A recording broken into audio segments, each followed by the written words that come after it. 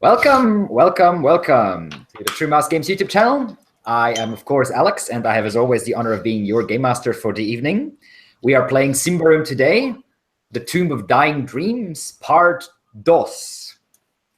So, our player characters have left Thistlehold behind. They have been hired by the Ordo Magica to investigate what happened in an old ruin, this very same old ruin where the copper crown was once kept, and where the body of the old Symbaroumian king, Hurian Lo Apak, is supposed to still be resting. Ordo Magica sent out a group of wizards and hunters and soldiers to this tomb about 2 months ago or so, and they started excavating. Sadly, the contact between the magic circle there and the magic circle in Thistlehold was shattered about now nearly 3 weeks ago. And our adventurers have been paid by Master Gonkai of the Order to go find the tomb and find out what happened to Magister Senia, who she was leading the expedition, and everyone else, and to continue excavating the tomb if possible, and maybe find and destroy the body of Hurian Lo Apak, in the hope that his skull will also be destroyed, his spirit will be banished, and their former ally Claudius, who has been possessed by the spirit of Hurian Lo Apak and ran off into Jakaar, will be freed if he is alive, that is. Now, our heroes, or treasure hunters, or mercenaries, or call them what you like, have ventured into Jakaar for the first time for some of them, and they have traveled for nearly a week through the forest, encountering a group of blight-born fairies, young elves, that attacked him during the night. Luckily, they survived this little skirmish with not too many wounds or corruption on their side, have pushed on through the forest and have reached now the late afternoon of their, I believe, 7th day of their journey through the forest, the shores of a massive lake, which is to be found in the central area of southern Jakaar, Lake Volgoma. And they are exiting the forest, and they can see a couple 100 yards off to their right a town surrounded by a wooden palisade, a wooden wall, basically. And this is the town of Jakaar, where they were supposed to travel and find Magistrate Lysandra, an agent of Ordo Magica, who was responsible for the supplies of that expedition. She might be able to tell them more, or at least help them to get to the tomb, which is supposed to lie somewhere along the river Malgomor, which is a river that enters Lake Volgoma maybe about a couple hours walk to the north of Jakaar, to the town of Jakaar. So they need some sort of ship passage or something. Lake Volgoma, that most of you, except for Odd, see for the first time, is quite a beautiful sight. The late afternoon sun gleaming upon the surface of the water. And the lake is massive. It stretches away into the distance. You cannot see the other side. There's a few small, heavily forested islands that can be seen from where we are at the moment. And you see dozens of small fishing boats with 1 or 2 people each on them, just bobbing up and down in the small waves of the lake. There's a little bit of a cool wind, a breeze coming over the water. And you see a few small waves lapping against the shore, but about 50, 60 feet away from where you are standing. And you breathe a breath of fresh air, and for the first time in many days can enjoy the sun on your faces without the canopy of Jakaar's mighty trees overhead. And that is where we start the game. All right. Are we in the town or outside the town? No, the town of Jakaar is about 400 or 500 yards to your right, along the shoreline. You can see several what looks to be wooden piers stretching deep and far into the lake itself, and quite a few ships of different sizes small fishing boats, but a couple larger vessels as well, merchant vessels, you presume, that are tied up there. Okay. How far away from the water are we at the moment? But maybe 20 meters or so. So Okay. not that far at all. Okay. I'll basically start walking directly towards the shore. All right. Leaving the shadow of Jakaar's trees behind, you descend a gentle slope and come upon a small beach. It stretches away to your left and ends abruptly with the town to your right, but it's only about maybe 4 or 5 meters wide. And it's filled with all kinds of small rocks, a moss-overgrown bunch of pieces of wood, and a couple of discarded trinkets here and there, bits and pieces of leather and clothing, and what you think is a large piece of sailcloth just swimming in the water just out of reach in front of you, half rotten. I dismount, put my green cloak on, take off my green cloak and put it back on the saddle, and then walk up directly towards the water, greet the spirits of my old home, and basically just dip both hands deeply into the water, enjoy the nice, fresh, cold feeling, then also drink a hearty swig directly out of the lake. As you do, as you lift up your hands, these massive ogre hands of yours, and take several deep gulps, you feel the cold water of Lake Volgoma running down into your body. You feel refreshed and you feel welcome. It is a nice feeling, a tingle going all through your body, and it's nearly like coming home. You think the spirit greet you in friendship.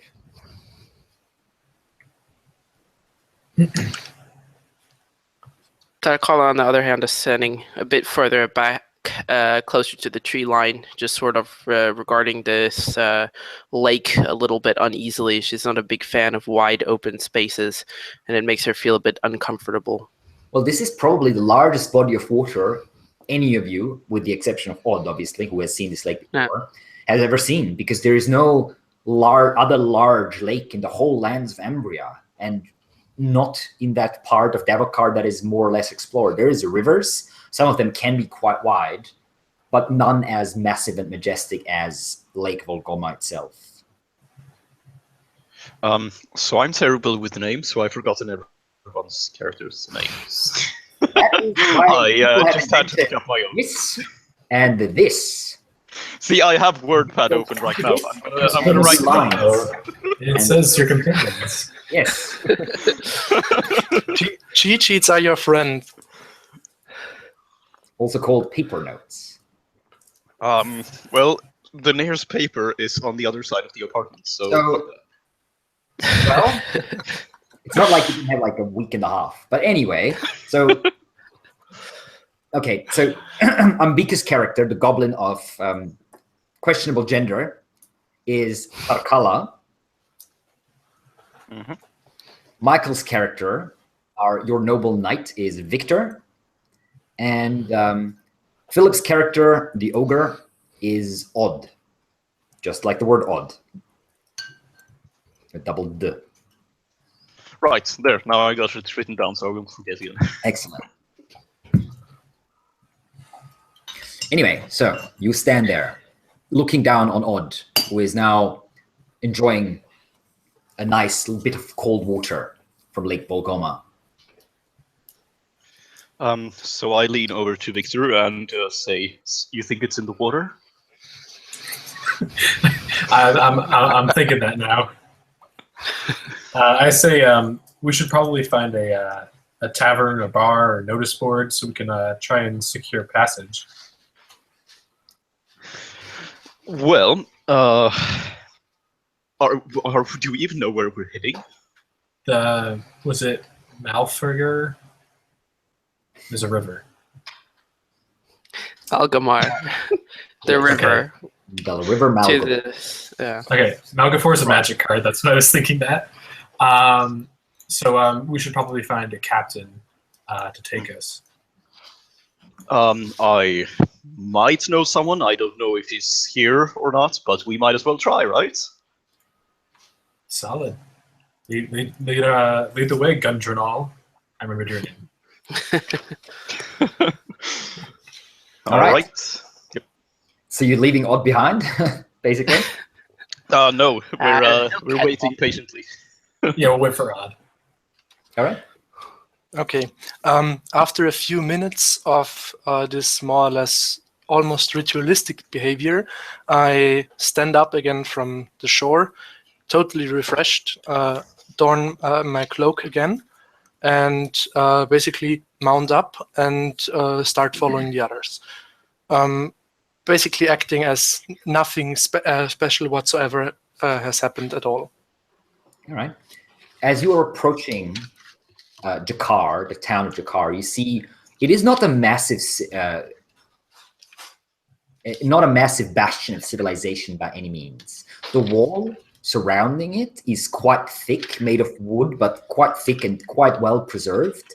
But inside of it huddle only maybe about 120 to 150 houses, pretty much exclusively made of wood. You do not see a single stone structure. There is a single gate, however, which stands closed, and you see two warriors, a man and a woman, both dressed in what looks to be some sort of, Jakaar skins. Jakaar are these grayish, mottled, hyena wolf-type creatures that roam large parts of both Embria and Davokar. And obviously the village is named after them, or maybe the other way around. You're not quite sure. You have heard the calls of this barking, howling sound that Jakaar make over the course of the last couple nights quite a few times, but you know that Jakaar very rarely attack unless they're starving or like it's like a single wounded human. They are not as vicious and as malicious as many of Davokar's other creatures. Yeah, so there is a few people walking in and around the walls that you can see, and you are drawing a few stairs, but not too many. While you are a fairly unusual group, you reckon that this town sees all kinds of people really passing through on a fairly regular basis. Is it a fairly Ambrian town or barbarian? From the looks of it, you do spot the one or two Ambrians here and there, but most of them seem to be barbarian. You figure this must be a settlement of the Odayova clan originally. Although you do see already, looking over the walls at some of the rooftops that you can spot, you do see some Ambrian elements of architecture. Okay. Here and there. I lead over to Odd and say, what was your clan again? I am from Clan Zarek, and at least the other members, former members of my former village are definitely not looking forward to meeting me again. Yes, Clan Zarek lives on the other side of Lake Volgoma. As hard as it might be for you, you might want to keep your head down. Really? We don't know who we're going to meet.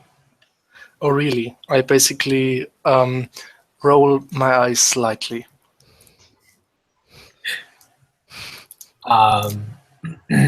So yeah, I approach the I guess the guards if they're looking to meet the gate on your horses. The woman raises a hand. I stay back at the end of the group and pull the hood deep in my face. Hail! Hail and well met. You are Ambrians. Aye, from Thistlehold. Treasure hunters. Yes. What do you seek in Jakaar? Passage up the river. Malgamore. There are a few ships here you might wish to talk to. You have... is Captain Eric specifically? Do you know if he's here? She shrugs. Do you know who I can talk to find out? Go to the harbor if you're looking for a captain. I suppose that But first, you look well equipped. I'm sure you can spare a few coins. How long do you intend to stay? Not long. Until we find a ship. So at least a night, yes? No captain will set sail this late. I guess it's late in the afternoon then. All right. Yeah, I guess for the night. Very well. If you wish to stay for the night, that will be... She thinks for a moment, shares a glance with her companion. They exchange a few words in their own tongue. And Odd, you speak a very similar dialect to them, so you sort of understand them. You catch something like the guy saying, "Hey, they look like they have a lot of money. Just take a bunch of coins from them. We can always need them," or something along those lines, basically. And she nods. Says, "That will be 2 shillings for each of you, and 2 shillings for each of your horses or mounts."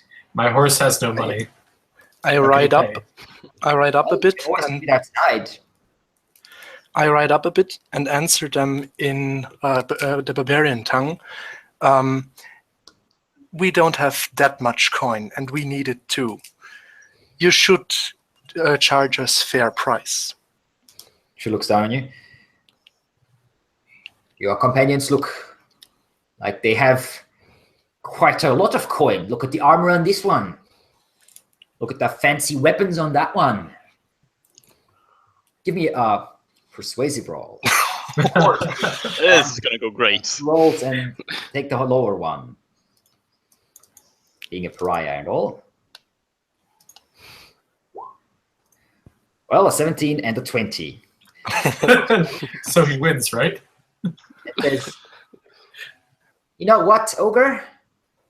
You're pretty big. I think you should pay extra. It'll be 3 a shilling for you.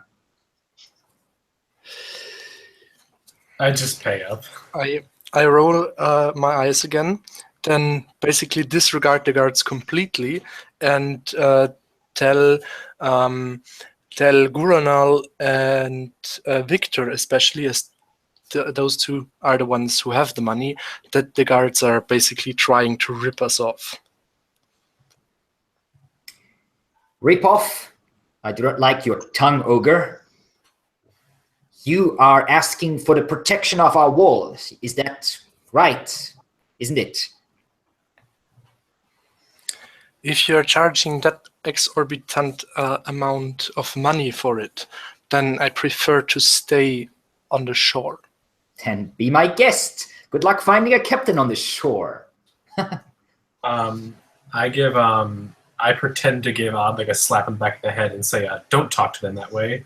And I say, "I'm sorry. My servant here, he can mouth off sometimes." Well, keep him on a tighter leash. They're good workers, but not much use to anything else. Nope. And now, are you paying or not? I'll pay. That would be 4 mounts. 3 of you, that is 7. That's 14 plus 3 for the ogre. That is 17 shilling. Fine. Let out a long sigh and pull out the 4 shillings that I owe. I pull out my 4 shillings. You do so too. Okay. Okay. I also take out the shillings and hand them over. Okay, so you're paying 5, as she demanded? Yeah, as she demanded. Okay. And they start opening the gate as you're like producing coin, basically. Whilst I'm paying her, I stare her intently in the eye and try to remember her face. Okay, yeah, you see this sort of short, nearly man-like, short-cut, blondish, dark blonde hair, a very narrow chin, nearly witch-like in its intensity, a small nose, and 2 rather large eyes with a few small tattoos along the head, the headline. She looks at you, takes the coin, cocks an eyebrow and says, "You like what you see, ogre?" Puts the money away. In response, how different is the dialect she speaks? So if I speak in my home dialect, does she understand me too? Yeah, or is there... it's very similar. You can understand it. It's very distinctively different as such. You can instantly hear it. It's not the same dialect, but it's more than similar enough to understand nearly all of it. Okay. You are neighboring clans, after all, basically. Can I try to speak in a manner she doesn't really understand? Sure. Okay. Well, I tried that as I answer, and I basically say to her, "May the spirits curse you. May your game escape and your lineage end." As you are speaking, you feel the tip of her spear touching your throat, just gently, and she says, "I don't know what you're speaking. Sounds like some sort of Sarek crap, but doesn't sound nice. You might want to reconsider." And she looks over at Victor and says, "Looks like your servant really does need a leash." She'll get a lashing. The guy who's collecting the money from the rest of you just gives a wide grin. He's clearly enjoying the situation a lot. Just tugging at his beard a bit and jingling some coins in his hand. Gudrunal is already like halfway across town at this point. Just completely ignoring the situation. Ridden inside. Okay. And the gate's close behind you as the woman gives you a nod and says to Victor again, "Take good care of your ogre. You don't want to cause trouble here, trust me." Yeah, because then I'll have to see you again. Maybe. I say, I turn to Odd and say, I don't think you're useless. It was just an act. Get yourself going. Tarkala is just shaking her head.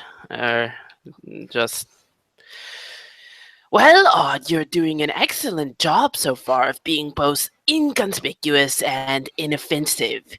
And I must say that letting them know which clan you're a member of when you're trying to keep your own clan from knowing that you're here was a stroke of genius.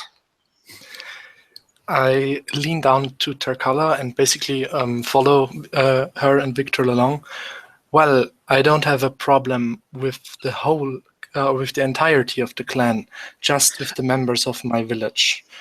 If you keep going the way you're going to have a problem with a lot of people. Rein it in. I say, Tarkala, I'm pretty sure your skull can fit inside his whole hand, so you might want to rein it in some. I'm not afraid of him. Aside from that, I couldn't speak to her openly. I just laid a little curse upon her, asked the spirits to give her a proper reward for what she did this day. So where's Gundrenal at this point? Yes, well, I'm sure that your spirits will be very useful. Best pray to them and hope that they save your hide when you bring down the wrath of her whole clan upon your head.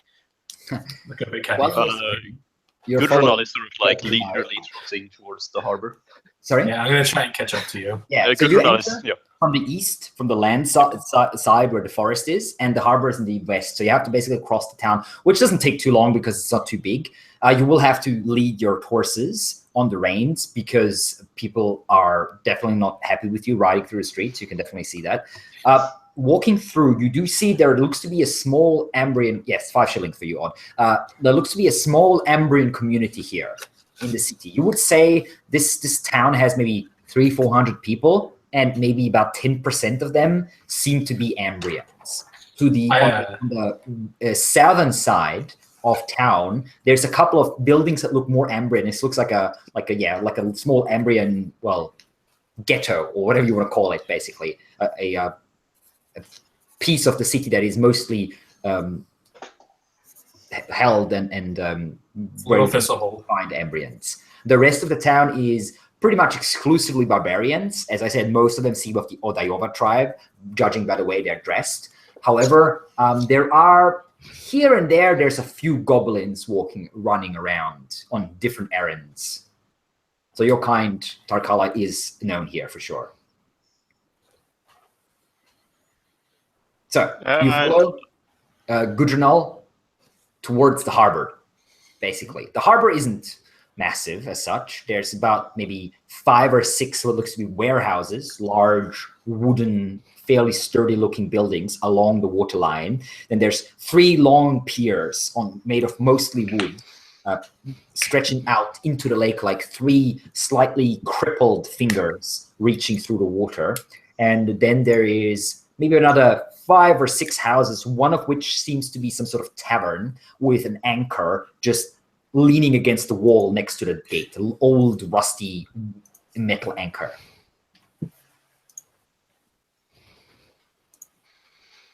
I say, what's the tavern called?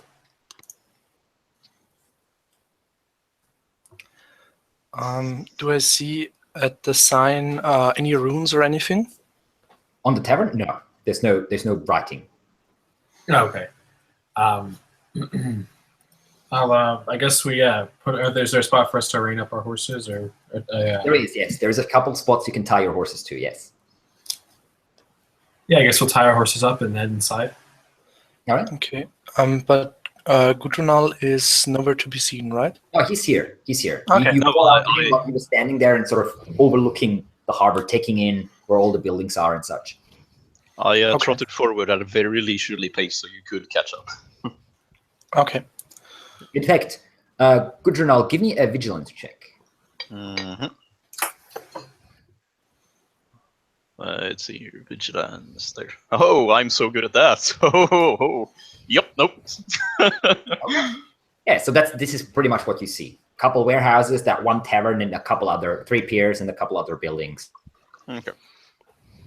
Fishing boats tied up. Some of them are pulled out onto what looks to be a small beach that is sort of underneath the piers. And there is about 4 or 5 medium-sized ships, maybe about 60 feet long or so each.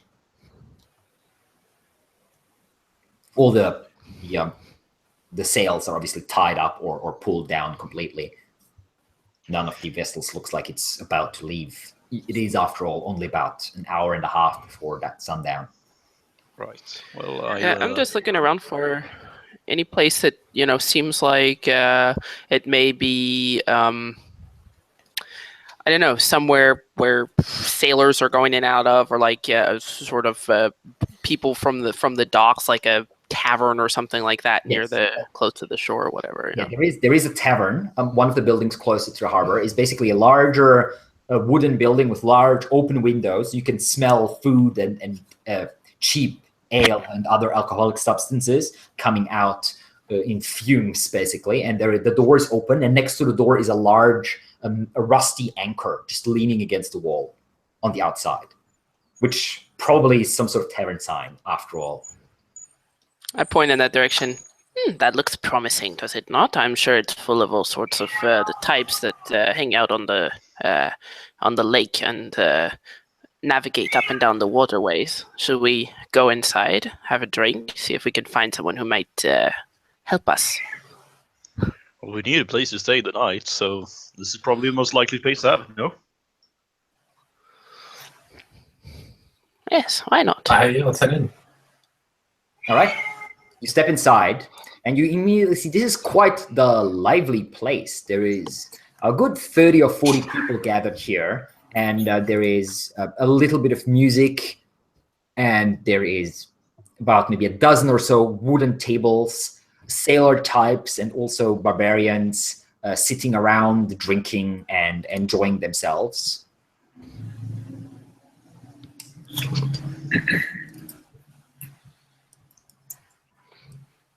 Tarkala is not particularly the social type, so she just sort of hangs back as the others take the lead. Mm-hmm. The innkeeper seems to be a fairly large, wide-shouldered barbarian, cleanly shaven, which is rare amongst barbarians, but with very long black hair falling back onto his shoulders, wearing a what looks to be nearly like leather armor, basically, but it's only tied up at the front, like some sort of makeshift apron.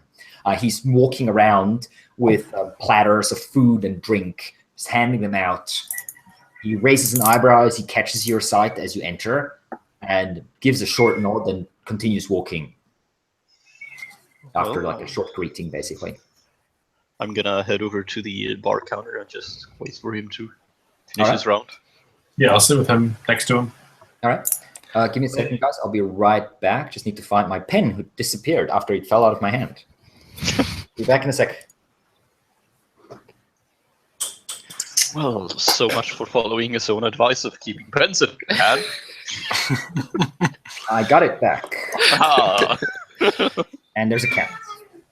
Yep, that's his cat, not my cat. I don't know where my cat lives. That's his familiar. We know how much you love familiars. Right. Jeez. I follow along behind Victor, but also hang a bit back in regards to Gudrunal and Victor. All right. Yeah, you as the ogre draw a few stairs. Takala, you also draw 1 or 2 stairs. And a man sort of snickers at you a little bit as you walk by. I give him a sharp glare right back. Did you have like bones in your hair too? Well, I'm wearing my jaunty hat right now, so. I'll take your jaunty. That hides her scorpion tail hair. And I upgraded my armor, so it's actually like a witch robe or something. Yeah. Which has bone and stuff like woven into it, but I think perhaps a bit more subtle than what I was wearing before. Sequins? I think it actually explicitly says that the witch gown is like covered in bones and stuff, with like runes on them. So you all gather around the bar, and the barkeep walks up to you after a while and sits down opposite you on the other side of the bar and looks at you for a moment. Hello, barkeep. We would like a room for the 4 of us for the night. For the 4 of you, eh? Well, that's a bit of a full room. We can take a room each, I suppose, if we can afford it. Well, I only have 2 rooms free at the moment. That's the best I can do. That's fine, I suppose. Aye, you can stay. I don't mind. Also, I'm welcome to the Anchor. Thank you. Nice establishment. We would like some directions to the Harbor Master's office as well, if there is one. The Harbor Master? Mm-hmm. You're speaking with him. Well, wherever the fucking captains gather. I'll be pretty much here. In this tavern? Aye. Ah, well, No problem with that. You know a Captain Eric? Aye, fat guy, brown beard. Yep, that'll be him. Drinks a lot. Know him? Is he around? I've seen him here a couple hours ago. His ship is tied up outside, I believe. We'll go see him then. How much for the rooms? That'd be 5 Ortex per person. I look You're to the taking others. both of them? Both or one? Right. He slides 2 keys across the counter. Do you have any food? How much is the board here? You'll get a meal with the room for the evening. However, if you want booze, you'll have to pay for that extra. Fine by me. 5 Ortex, you said? Aye. I take out 5 Ortex and hand it to him for me. Right, and what might I call you? Oh, I'm Gudrunal Carlson. Right. And your quiet companions? Just Darkala Victor. slides forward a couple of, the 5 Ortex without really offering a name. and then sort of nods toward the array of liquors on the back shelf. How much for something strong? Something specific caught your eye? Or did you just want the strongest we have?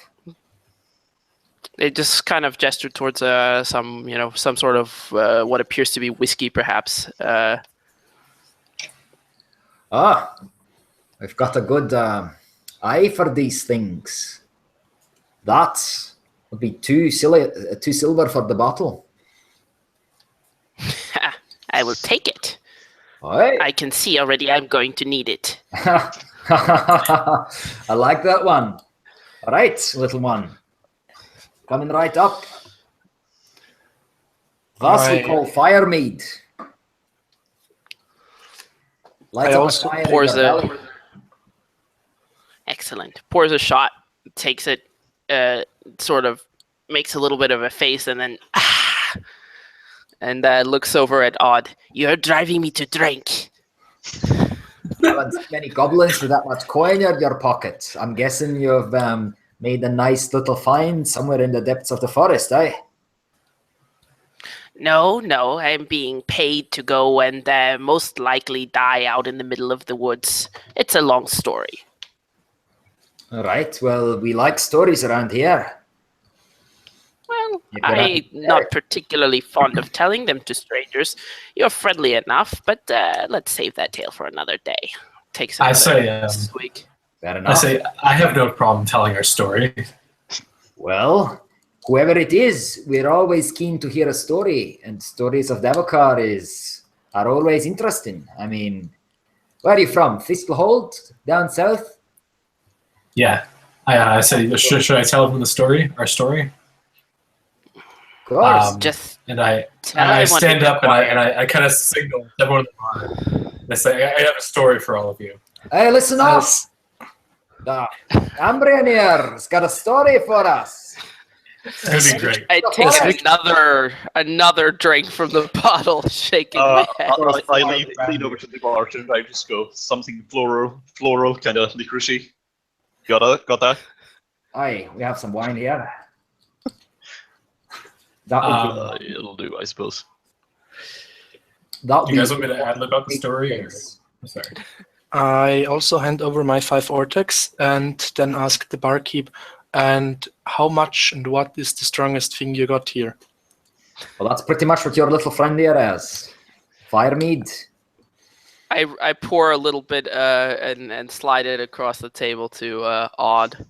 Yeah, trust me, little one. You're gonna want to share that around, unless you intend to stay for a few days, if you know what I mean. Just takes how a much low for the chuckle. How much for the wine? I didn't see it. Just a glass, not a bottle. 8 Ortex. Got it.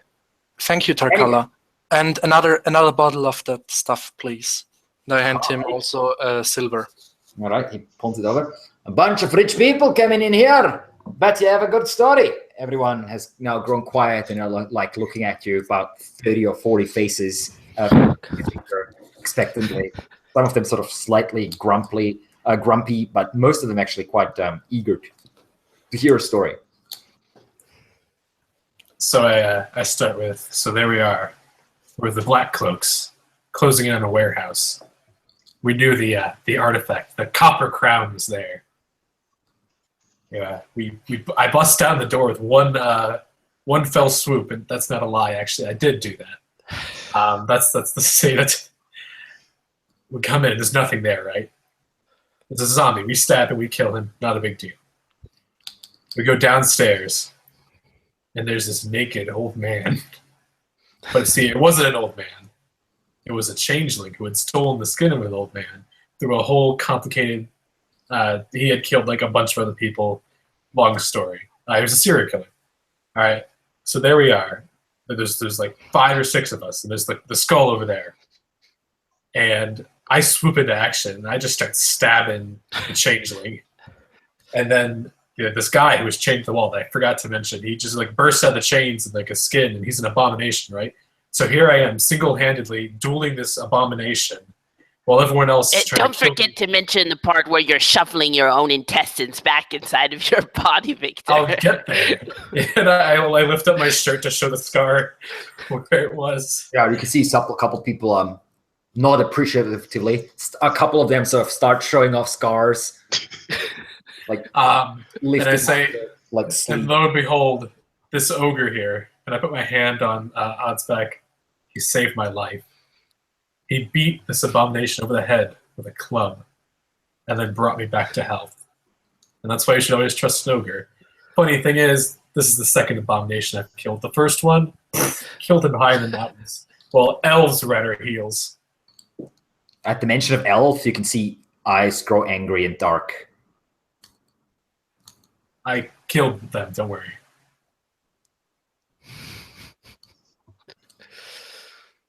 That's Seconds good, of right? silence. Well, you'll have to work a little on your technique, but story sounds interesting enough. Tell you what, you'll tell us the story in more detail at a nice fire when the sun goes down. I'll give you a couple drinks on us, on me, and the lads around. I'm sure we'll be interested to hear a bunch of details about these elves, the abominations, and did you say a crown? Aye. Aye. Crowns are never a good thing. It was an old Symbar king crown. Kings? Yeah, I was saying this thing's kind of right. Gives you a bit of a suspicious look and says, I see. Right, we'll talk about it later. For now, there's your own case. I'll bring you some food soon. Relax. You're out of Jakaar for now. You're safe. I hope. The two of you, separate you are mediocre, but together you are merely exquisite. Now, not only have we angered the city guards, we have gained as much attention as we possibly could, and everyone in this entire godforsaken city knows all of our business. Excellent. I lift a glass of wine to my lips and say, well, I got free liquor, so I think I God won. is God-forsaken. The gods are with us here. Yes, well, it's just a turn of phrase. Right. Anyway, I'll talk to you later. He heads away. A couple of people actually raise their mugs towards you. Victor, mostly. I'm pretty sure I did a good job, guys. Sorry, what? I was too busy drinking this. What did you say? We killed things. Right. Are we sharing rooms here? Well, we have 2 rooms. So some Is it of a us. bunk bed or have you have to to share. cuddle? If it's a bunk bed, I call it top bunk. I say the ogre and the goblin goes into the same bed because they're That's the how we smallest and the biggest. typically do it, yeah. In fact, Yep. Takala usually sleeps on the floor, and the ogre gets both of the beds put together. And that's exactly why the ogre gets his own room. Actually, just a pillow is like enough for an entire small mattress for me. You crawl under the bed on a pillow. That's not Yeah. very wrong, yeah. I mean, I'm used to sleeping on the forest floor, so. That's true. All right, so you grab a couple of drinks. You get some decent food, a fish stew with big chunks of fish basically inside, and chopped onions and large chunks of very soft bread to dunk into it. It's quite spicy and actually quite nice, all in all. Softer than whey bread. Yes, like Excellent. 15 categories softer. I return the toasts as the others toast around, but basically stay more or less in the background.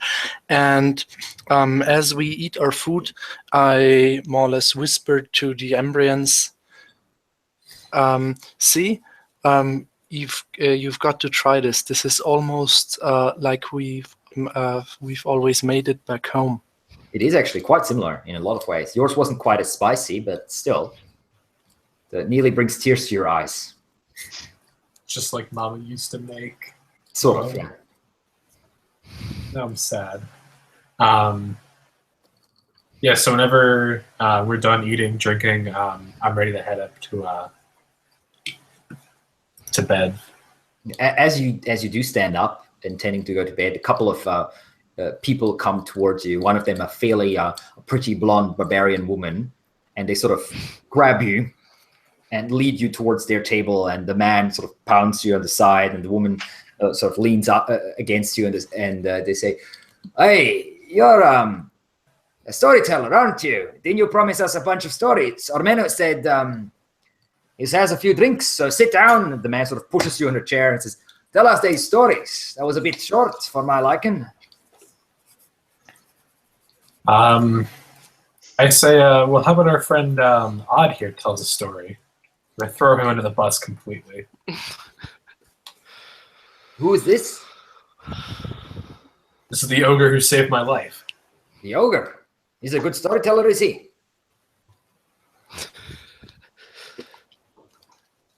Not so sure.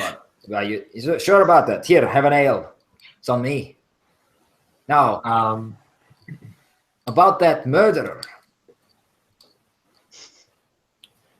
He killed, what, was it 5 or 6 that he killed? It's not that flare creature that we heard about.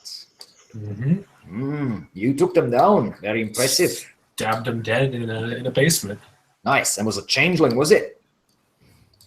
All right. So basically, they about a dozen or so people gather around you, and they start shooting questions at you, basically, and just trying to hear what's going on in Thistlehold, and rumors, and obviously also about your adventures. You can choose what to tell, what not to tell, but you will get quite a bit of free booze out of this, at least. As the people start to gather around Victor, I basically take a few steps back towards the color and turn a slightly paler shade of greenish color, mumbling that I'm not very suited to storytelling at all, and just basically try to get away from the center of attention, grab the bottle I bought, and top off the glasses of Tarkala and me again. All right. How intoxicated am I at this point, I wonder? Give me a strong check. That's gonna go excellently, isn't it? Sorry, just a sec. Oh, you are small. Yeah. Goblins have really fast metabolisms, don't they? All right, that's a fail, though. Okay, but how many levels is that? That is 7 levels of it. All right, Tarkala is, as the sun has gone down now, fairly drunk. She can still walk. It's not like she's just like falling unconscious or anything, but everything's swaying around you. And it's quite nice. Everything's warm and friendly, and everything moves with your heartbeat. It's an interesting feeling. Yeah. Or is she like in a good mood for once? Well, you can find out.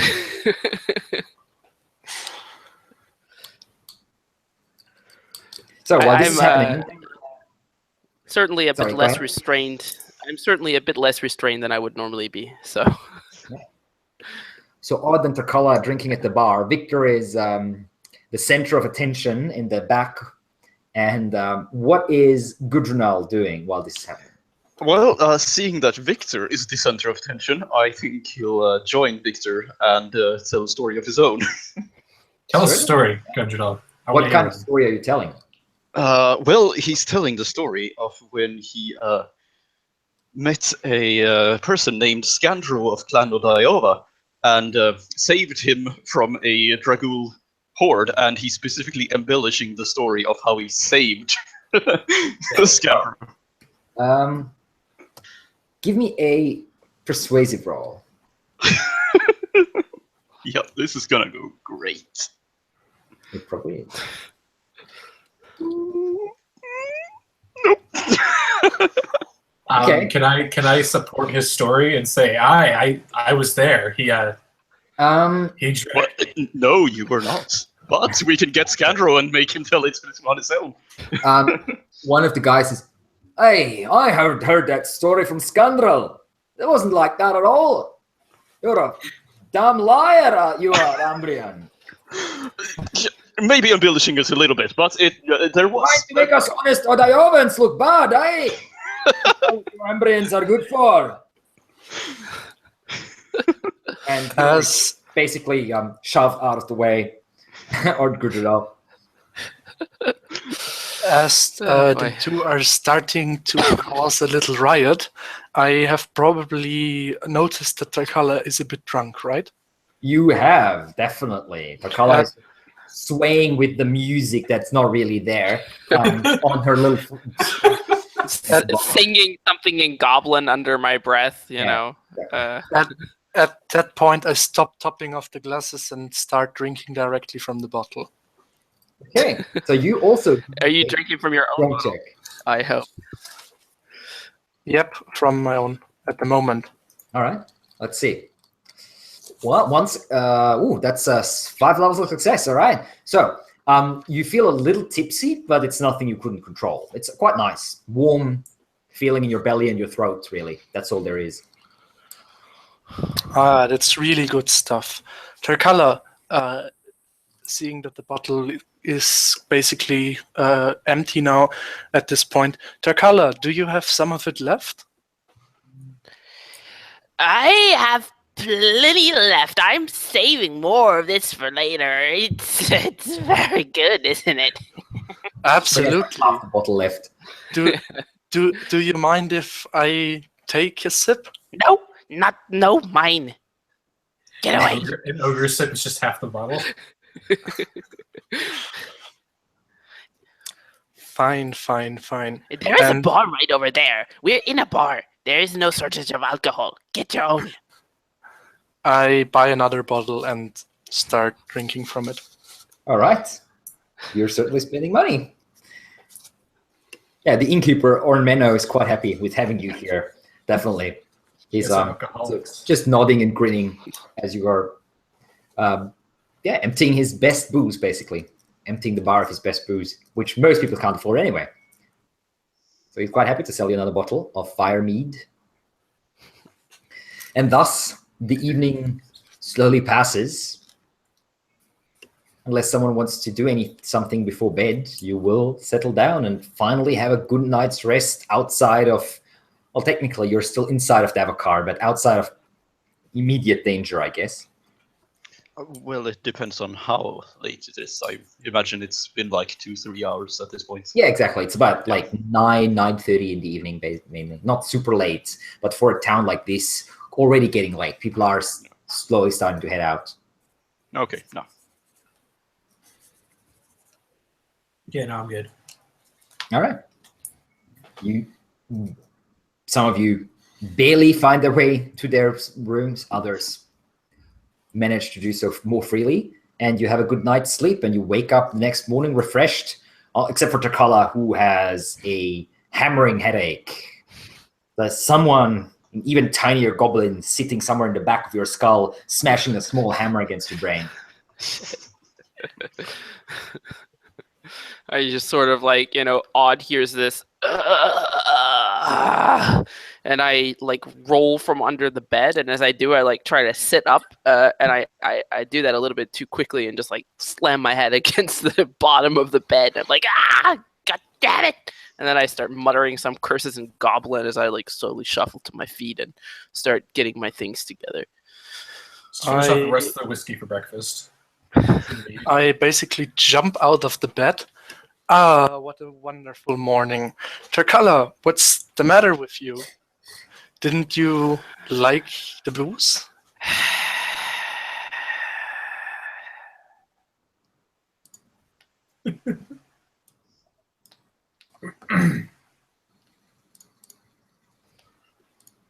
You are greeted by the sound of raindrops hitting the roof above your heads. Not heavy rain by any means, but it is a steady shower. There is a very loud groan coming from Gudrunal when he hears the rain. You're afraid of the rain? I peeked hate, out from the top bunk. I hate being cold and I hate being wet. Rain brings both things. This is worst. This is worse than Dragul, I tell you. Worse. Yeah, so I get my gear on, pack up my stuff, so I get ready to head out. Where do you head? I also pack my stuff together and make my way. Are the others in their respective rooms or down at the bar at the moment? Guessing you're meeting downstairs. Okay. Well, I basically walk to the barkeep and ask him for a breakfast. Right, yes, that'll be coming right up. Free of charge, you know? I head over to the bar and I sorry. Thank you, good man. And I pat him on the back, maybe a little bit too heavily. Yeah, he's a fairly wide-shouldered fellow. He can hold his own. Gives you a nod. Well, as you can see, most of the people are not here at the moment, so pick any table you like and I'll bring you some eggs and ham. I'm kind of like, do you have a raw egg? And I just start asking for like a sort of an odd list of various ingredients from him. Nods, looks at you close and says, I get what you're going with, where you're going with that. I'll throw in a couple herbs that my grandmother always used to give my father and me after a night of heavy fighting with the drink. Yes, You like that? most appreciated. And I just, sit down drinking this bizarre, disgusting concoction that I've made, to which I add about a thimbleful of the whiskey from the bottle. All right. Sure. I sit down next to Terkala, watch her most interested. What are you doing there? What is this recipe? It smells terrible. It smells like the world's worst tea, basically. Yeah, and she's got like this kind of gloopy stuff from the raw eggs, and it looks absolutely disgusting too. And I just look up, and I'm just kind of like, it's a goblin hangover cure plus some, I don't know, barbarian herbs or something. See if it works. Fascinating. And I did see how she created it, right? Yeah, you heard the ingredients, yes. Okay. Yeah. You have no idea whether it works though. So. I just try to commit them to memory as I find it very interesting. Then also dip my finger into it and give it a little taste. It's disgusting, but maybe it works. Very interesting though. All right. There's some ham, there's some eggs, there's some bread. Let me know if you need anything else. Although, if you do need anything else, you're going to have to pay for it this time. And he heads back. So you're sitting there, you're having a decent breakfast. Tarkala is mostly not having any breakfast. I nibble on a dry piece of bread here and there. Yeah, pretty much. The smell of the ham is a bit nauseating.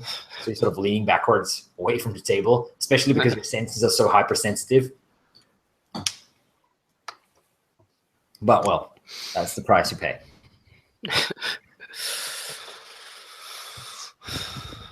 Yeah, you said the captain's ship was outside, right? Yeah. I didn't see Captain. I can't remember, Captain Eric. We were supposed to see that. He told us it was outside. His ship was parked outside. That was yesterday. He might not be here, but he might also be here. We should check. Yeah. I leave the embryons temporarily to their machinations, dig heartily into the breakfast, and speak a small prayer thanking the spirits for the warm welcome, and ask them to bless this inn. All right. So, you finish your breakfast. It's still raining outside. What do you wish to do? Carla is still hangover? Yeah. Hungover? I mean, I'm sort of slowly moving about. I guess I feel a little bit better as I get a bit more awake. So I just follow the others wherever they go. So as soon as I'm done, if those guys are going to look for the captain, then I'll head after them. All right. So you're going out? All right. I also follow the others along. You step outside into the rain, drawing your cloaks around you, pulling the hoods up, and you can see people are still on the street despite the rain. It's not, as I said before, very heavy rain, but there is a definite drizzle. Looking to your right, you can see patches of mist hovering above the lake.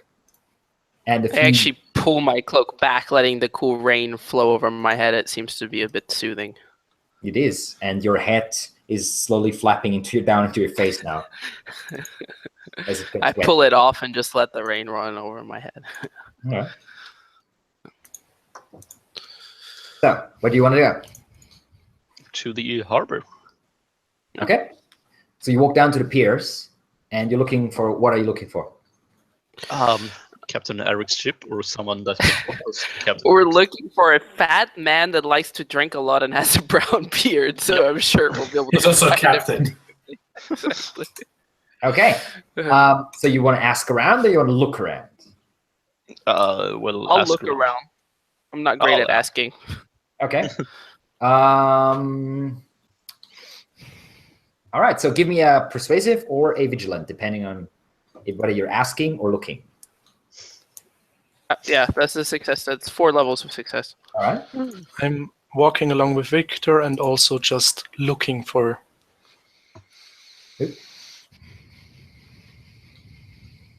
Victor, any luck? I'm good. Yeah, persuasive. I succeed. 9 levels of success. Okay. Asking around, one of the harbor workers gives you a nod and says, "Hi, you're looking for Captain Arik. I've seen him a couple times. That's his ship right there, the Black Wing." He points at the ship, the furthest side of the pier. It looks pretty seaworthy from what you can tell. I thank the man, and I find Gotranol and say, "The ship over there, Blackwing." Yep, that's the one. Yeah, you take a close look and you do recognize it. You've seen it once or twice before. Tarkala, do you have some of that left? Of whiskey? Whiskey. I suppose you can have a sip. I Well, probably it's not. shouldn't overdo it. It's not for me. This man, he's a heavy drinker. A little bribing could help sweeten the deal. Oh, well, I suppose so. And she looks at Odd. As long as you promise me not to keep being so insufferable that I need more of this. When have I been insufferable? But as you wish, I promise. She just seems generally grumpy due to the, even more grumpy than usual due to the hangover. So it's nothing personal. Are you handing over the bottle? Tarkal? Yeah. Okay. So you walk up to the Black Wing, and you can see it's tied up to the pier with several thick ropes, and there's 2 men standing working basically on the deck. One of them seems like a barbarian, and the other one an Ambrian. They look up as you approach, and the Ambrian says, blonde, tall fella says, "Can I help you?" Yeah, we're looking for the captain, actually. You're looking for Captain Arik. Yep. He looks over his shoulder and says, "Come back in a couple hours if you want to speak to Captain Arik. Until then, I might be able to help you. I don't know, maybe." Well, could you tell him that Gutronal Carlson is waiting for him and is waiting at the anchor? Oh, is he your old friend of the captain's then? Yes. I see. Well, I'll let him know when he wakes. When he's available again. I know him enough to know what's going on here. But thank you anyways. Right. Yeah, I'll make sure he'll He comes over. Is this business or just? Yes, Yeah, we're right. looking for someone to take us across the river Malgomor. They look at each other. The barbarian goes, "What? You're looking for someone to take you up the river Malgomor? Is that? Yes. Yep. The rain is getting into my ears." Nope, Cool. you heard it.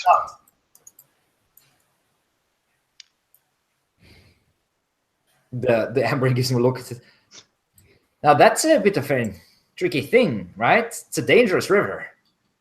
Where are you going? Well, There's nothing up there except for forest and more forest. Don't tell me you're going for the Black Leech Rift. well, you see, we're from Thistlehold. And Yet. there's a thing up there that we need to get to.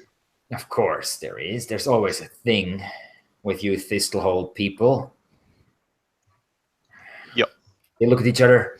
Barbarian shakes his head and says, well, I mean, the captain has to decide, eh? I suppose we'll tell him you were here. Thank you.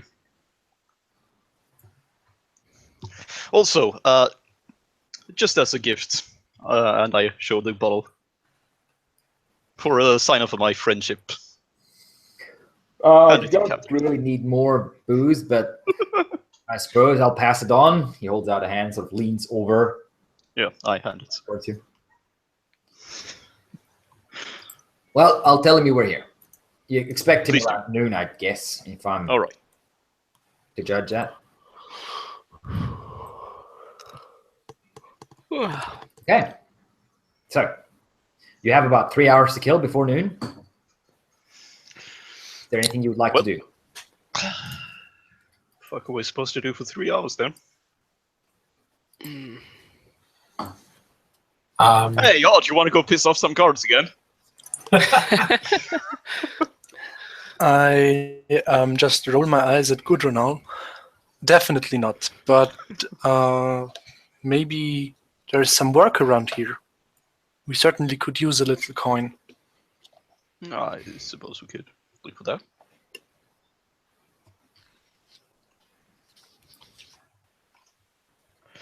I think that's at the tavern anyway, so let's head there.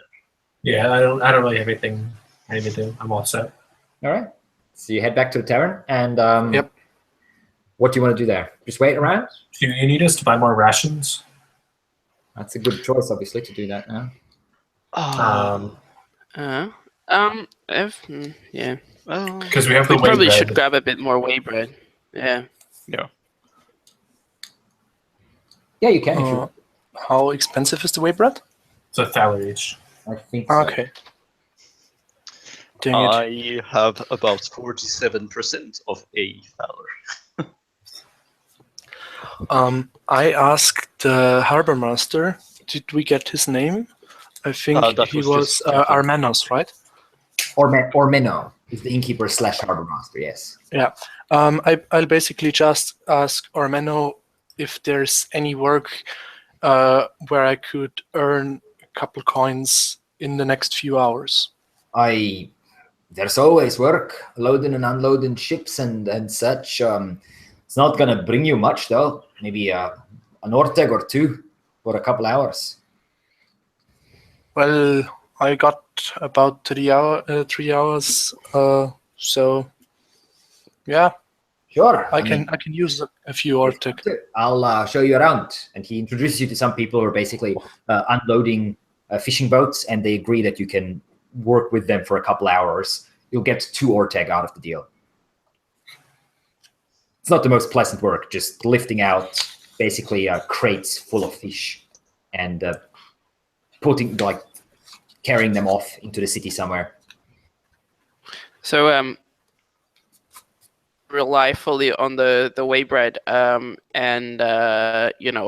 or my own scouting abilities. I also go to the harbor master / innkeeper and just ask him if he has some provisions for sale that we could bring along with us, like not whey bread, but some dried grains, some normal bread that would maybe keep for a day or two, Right. dried Of course. fruits or fish, pickled, like preserved fish or whatever, Right. salted We have fish. plenty of that, of course. That'd be 5 ortegs per day. Doesn't keep that long though. I mean, a few days for sure. After that, no guarantees. Yes. Well, let me get 2 days worth then. All right. And I hand him a shilling. Yeah, I'll hand him I have 2 shillings. I'll hand him that, and I'll take 4 days of rations there. All right, certainly. Yeah, simple stuff like salted fish, dried bread, a bit of hard cheese, and a few maybe a pickled fruit or two here and there. Anyone else need to get anything? All right. I'll also buy some fish. Well, you're working, so you can grab a couple fish while you're working. You want to? Yeah, but I'm not going to steal from the townspeople. I'm going to ask them whether I can take a bit of the fish. They agreed That looks like to give you a couple fish, enough for maybe one meal, but they're not going to pay you more than 1 orteg if you take some fish. Okay, that's fine. Okay, so you grab a couple fish and you 1 get orteg, yep.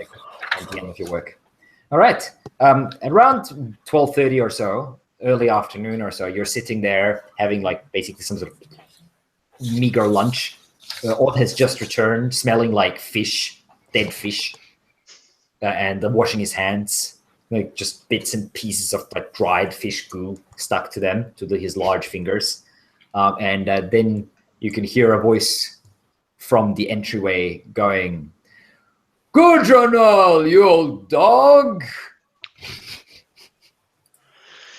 I look over and Yeah, you just can see wave. a fairly fat fella with a long brown beard, long hair, very jovial facial expression, dressed in a fairly simple gray and brown clothing with nearly knee-height boots that probably more suited to someone like a cavalryman than a sailor, coming across towards your table with his arms like wide open. And he's just like, "I haven't seen you in a while, and looks like you're moving up in the world."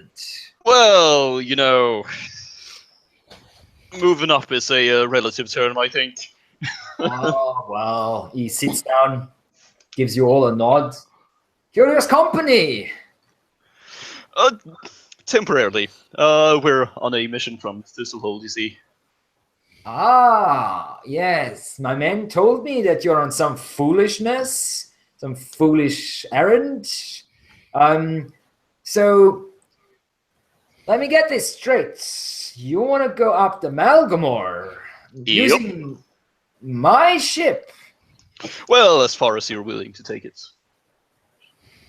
"I mean, it's a dangerous journey. My men aren't too happy about it, to be perfectly honest, but I'm the one making the decisions, right?" Yeah, you got my gift, right? Yeah. Now, how far up we want to go? I look over to the others. How far up did we want to go? I turn to Odd. How far up do we want to go? We want to go to the encampment of the Ordo Magica that No has been... shit. You're the second group in 2 days asking me to do that. The second group? Hey, there's a woman here in the Amrin part. He points down south. I think she's working for those wizards as well. Were What we is her told? name? No clue. I think we heard of... No? We only master heard that about we the should original find. expedition. Do you recall we her heard of name? someone being sent, but that was like weeks ago. Wasn't it? He said her name, but I don't recall it. It wasn't really my type of girl, if you catch my meaning. Do you know where we can find her in the Embryon part, or how she looks like? Small tavern. Yeah, she's sort of longish brown hair with a few golden streaks inside. She's not a particularly nice-looking girl. Maybe I'd say she's what, the worst part of 30s. Hey, she's might even be one of those sorceresses or whatever they called. The worst part of 30, a goblin, and the worst part of 30 is what you call a dead goblin. Right. I don't think you are much one to criticize others' looks, Eric. And Oh, I mean, he gives his tummy a couple of pats. Everything's like wobbles a bit. I'm living the good life. I can afford it, mostly. But coming back to that, I see. And she also asked for a passage? oh, she didn't ask for a passage. She wanted me to go up there and check out what was going on. Supposedly they have some camp or something 3 days up the river. Yeah, that's the one we're heading for as well. Yeah, but I'm not a mercenary.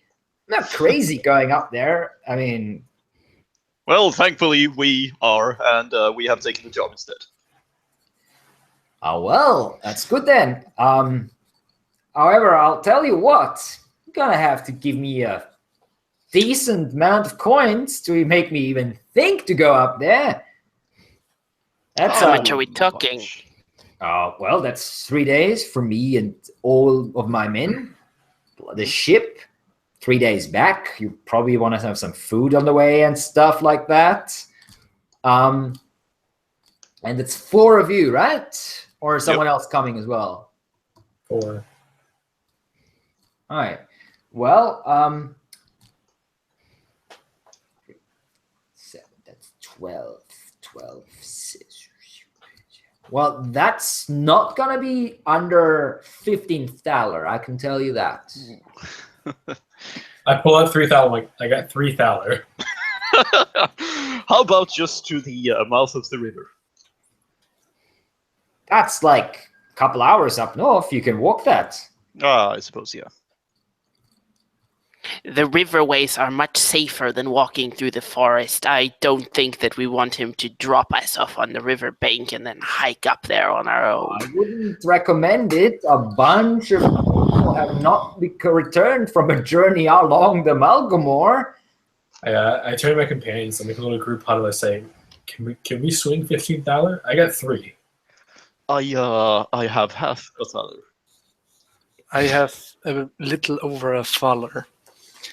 But I have $11, so All right, so we can make it.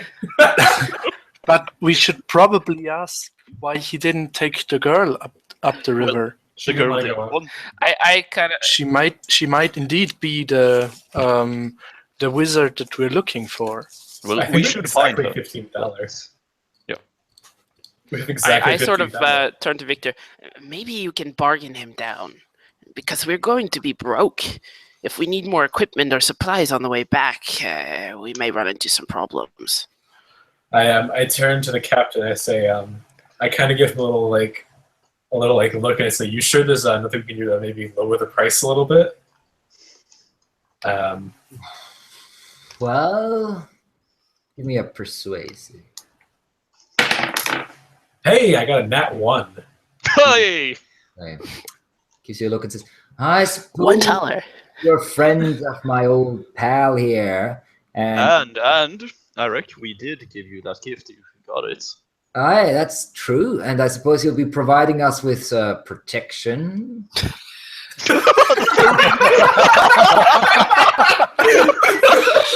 So I am not myself. This is not me doing it for those of you watching. You don't know what that was. Fireman, cameraman, my Advanced non-existent one. technology. It picked up on your chin stroking, and it was just like dramatic moment. That was great. Let's see if we can. At this, I basically, Nope. maybe in connection with speaking. However, at this, I basically pick up a bit and say, Indeed. I mostly work as a bodyguard nowadays.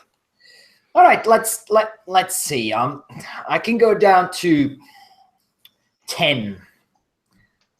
I can't go further down than that. My people are gonna kill me as it is. Well, I How think much do 10. I have to pay after you guys? How much do you guys have in total? Because Um, I have 3 thaler. What, All right. 4 shilling and 7 Ortex? and Odd has like $1. 1 thaler, 9 shilling. Okay, so between you and Gudrunal, you have 2, I guess. Yeah, pretty much. Hold on. And then so I pay 5. I say, Harry, just pay him 4, and I pull the longsword off my belt and I say, here. We can add this in the mix too, right? What am I supposed to do with that? Stab things.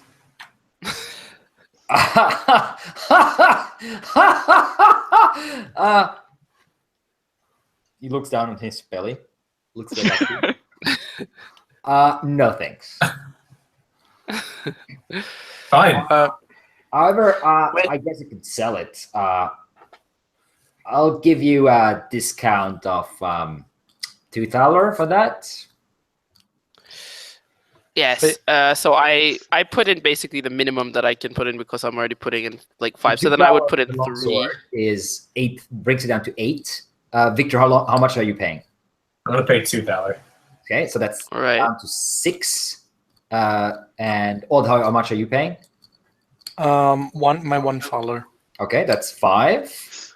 And Gudrunal? Well, I don't have enough to add up to 1 thaler, so... Okay, so 5 it is from the looks of it. All right. So then I guess I put down 5 too. So I have 6 thaler. Like it. You're still the richest one of all of us.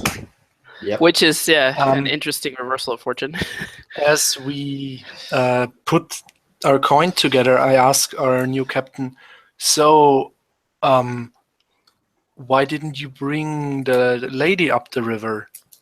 No, she didn't want to go up. She wanted me to go up. Oh, that's interesting. Can you imagine? She wanted me to go up. She said something about people from the Mage's Tower disappearing there. If wizards are disappearing, I'm not going anywhere close to that. That's Well, where you're going, right? Same thing. She probably exaggerated. Right. Well, I've learned one thing. If anything has to do with Jakaar, exaggeration is probably closer to the truth than anything else. Well, he isn't lying. Right. So he takes the money, puts it away.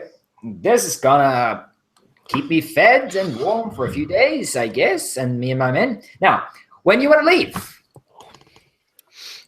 Let us try to find this woman first. I suggest we leave tomorrow morning. Very well. We haven't paid for the rooms here for the night. Should we do that, or can we sleep on your ship? You can sleep on the ship, sure. Shit, what are we doing with the horses?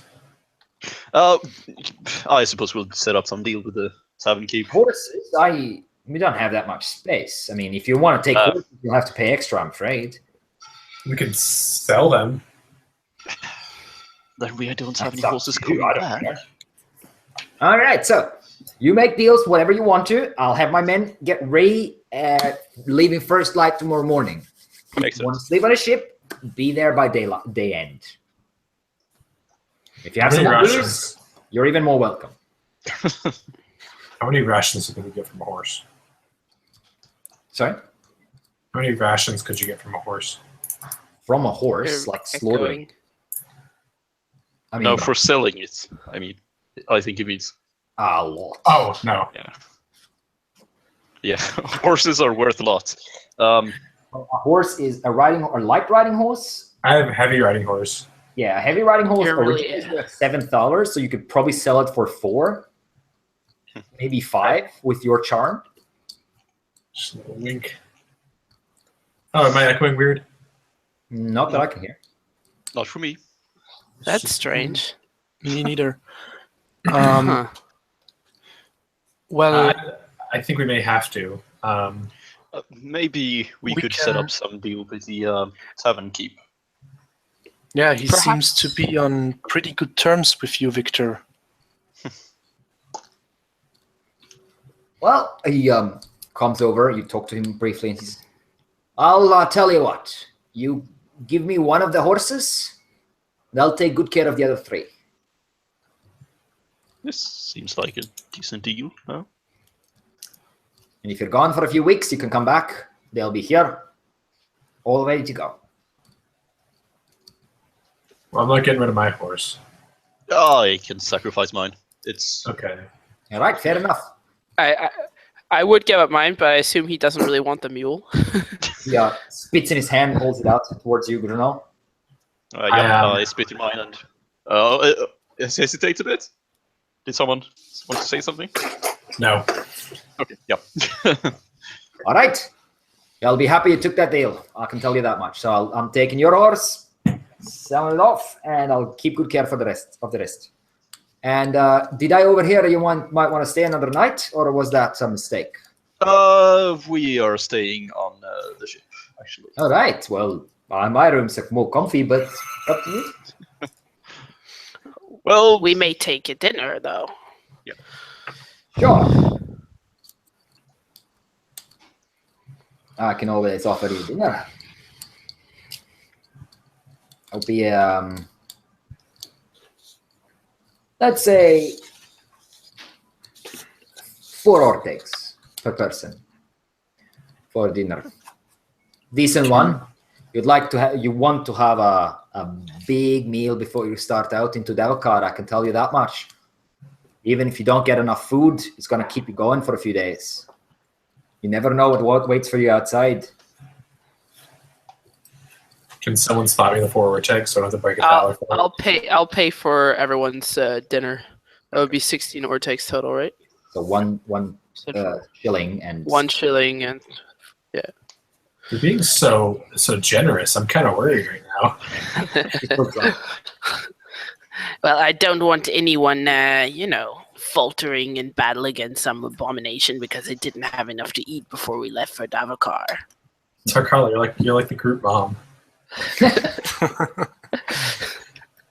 Yes. That's the group mom. I'm very worried about you. As well, you should be. Okay, so you have most of the afternoon after making arrangements.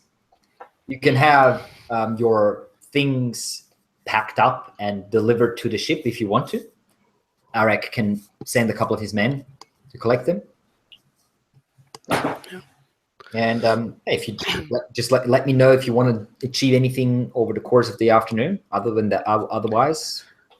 well, we want to find this woman, right? Yeah. And I'll carry my gear with me. Okay. I also really need to take a bathroom break. All right. So, Right. good idea. We'll have a 3-minute break and continue onward later. All right. All right. See you soon. Okay.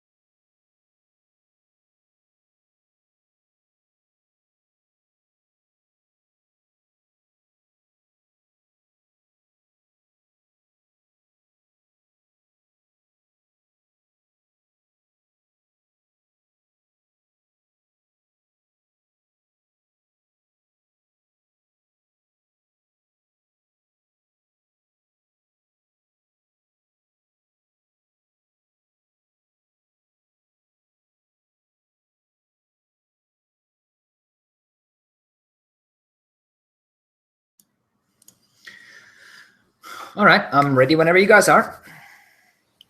I'm ready. I'm here. Excellent. Continuing. So, you head out into the city. Or do you all want to head out in the search for this woman that you were described? think so. Had described? Yep. Okay. So the rain has stopped now. It's about maybe 2 o'clock in the afternoon or so. And you head towards, as you have heard, the Ambrian part of town, the very south, where there's about maybe 10 or so houses that seem to be built in the Ambrian style. And you can see as you do approach, most of the people here on the street are actually Ambrians. And most of them are nodding towards Gudrunal and Victor, as they are both also visibly Ambrians. One of the men Secret handshake. walking past you stops and says, "Good day, you newcomers. Yeah, just passing through though. Let me guess, from Thistlehold? You got it. So what are you looking here for here? You want to need a place to stay? That house over there is a tavern, even though it doesn't look like one." Well, we're looking for someone actually, a woman, in her 30s maybe. A specific woman or just... A specific woman, not that kind of woman. Right. Well, I mean, there's a bunch of women around, an Ambrian woman, yeah? Yeah, I think so. We were told she was ugly, though I can't confirm this on my own. Possibly from the Ordo Magica. Oh! Yes. Magister Lysandra. I think that's her, yeah. Yes, yes, she's here. She has a room in the above the tavern. You'll have to talk to Esna, the innkeeper. I'll do that. Thank you. Of course. Yeah. Let me guess. Mercenaries? We're Well, looking for work. we're already hired, actually. Oh, right. Well, Lysandra has been looking for people to do some errand for her, but no one's too keen. We'll take a look. Right. Anyway, right that building over there. Good luck. Yeah. Gives you a nod and heads off. What a nice fellow. As we approach the building, I walk up to Gudrunal and ask him, whispering, "So, how good of a friend is this Captain anyway of you?" Well, not so much a friend as an acquaintance, really, but he's a friendly fellow. I don't think he'll backstab us if that's what you're wondering. He's an old war buddy.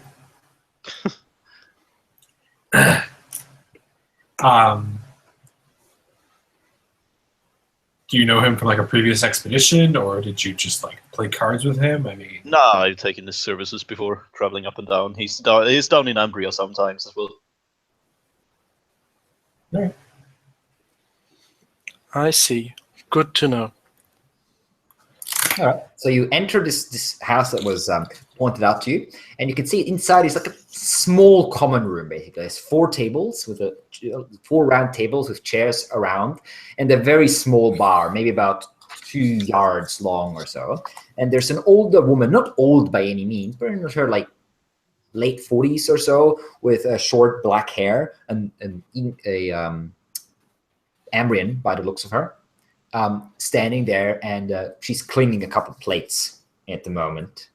She looks up as you come in, and there's only 2 people here, a couple, an elderly couple sitting in a corner and having some sort of lunch, who also glance up, especially at Odd, as Odd enters. And the woman looks up. "Yes, can I help you? Are you looking for food?" No, we're actually looking for someone. A Lysandra.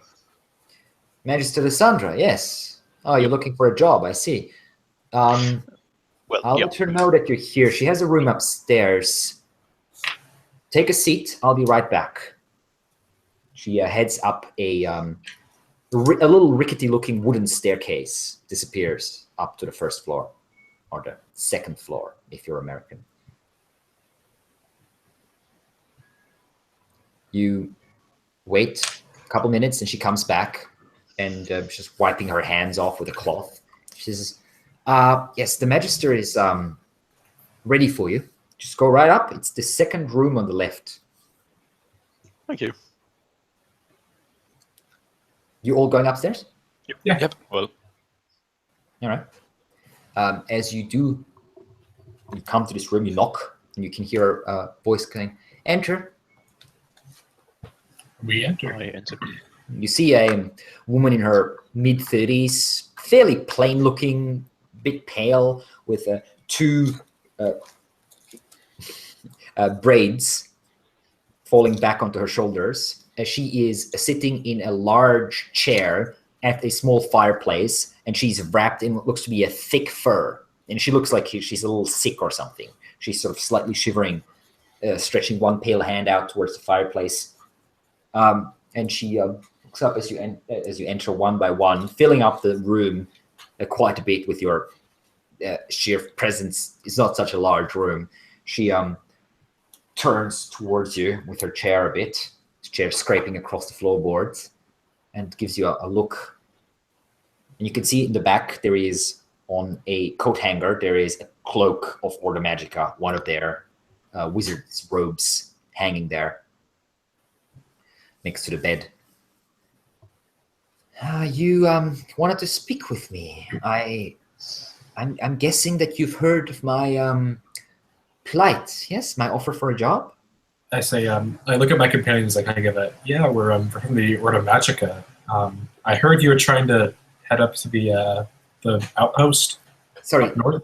you say you're from the Ordo. Well, we work We in were- tandem with the Ordo. We were sent by the Order. You're sent by the Order in Thistlehold? That'd be the only one. Oh, I see. So, do they know what happened? No, that's No. why they sent us. Well, they sent us to investigate the camp of Magister Senya, with Yes. who seemed to have vanished with She basically has. all the people in the encampment. She's the leader. She was the leader of our expedition. I thought something bad must have happened. Wasn't sure. I didn't hear any back from him anymore. The last supply ship that I sent never returned. And It's a couple of how weeks did ago you now. come to be here? Well, I'm the master of supplies for the expedition.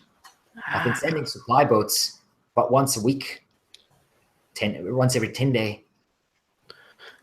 Master of supplies, you say? Do you have any more such supplies, provisions, that sort of thing? Well, we are course. working for the Ordo Magica.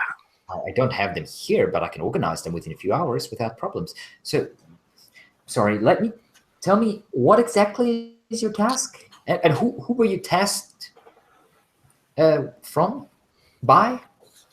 We were tasked by Master Gonkai, Master Gonkai. who asked us to look for Magister Senya in the encampment. Did he say anything about the magic circle? Not that I recall. Come again? So, did he say he didn't know anything about what happened either, did he? Not as far as we were told. Must be worse than I expected. You see, Magister Senya had a magic circle that she set up that can be used for communication between the expedition and the tower back in Thistlehold. At these words, I lean in very close. Fascinating. Can you tell me how this works? I am afraid it's magic beyond me. You'd have to ask Magister Senya. However, it's very powerful magic. Not easy to set up and not easy to break. So if the tower in Thistlehold doesn't know what happened, that means either all the expedition members are dead and no one can use the circle anymore, or the circle itself was broken. None of the two eventualities is very calming. We had, Magister Senya was a full-fledged magister. She had a couple novices with her and in total, probably like 3 dozen people. That doesn't sound promising at all. So, what was your job offer then? As Well, you I was looking asked for people us. going up there and finding out what happened, but the people are here all unsuited, or I guess not too happy. The area around there doesn't have a very good reputation. There's a Yes, and with good reason. Wow. There's an old ruin there called Black Leech Rift.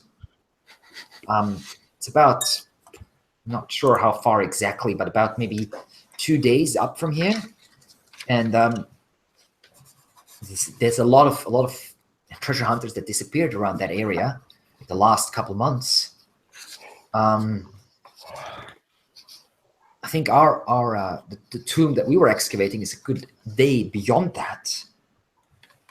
And the couple of thalers that I could promise weren't enough to tempt the people here. There's not much I could do. But now that you're here, you'll go up there, right? Do you need a ship? I was negotiating with a captain, but he wasn't ready to go and check without armed help of some kind. Well, we We managed. can procure our own ship if you reimburse us a bit. Of course, I'll be happy to do that. How much would that be? Well, it's rather expensive. How much? Victor, how much $20. was it again? Give me that. It was. I asked Victor. It was 20 thaler. Yeah, or give me a persuasive roll. Sorry. Sorry, not persuasive. Oh, discreet. Yes, lying is discreet. Persuasion is persuasive.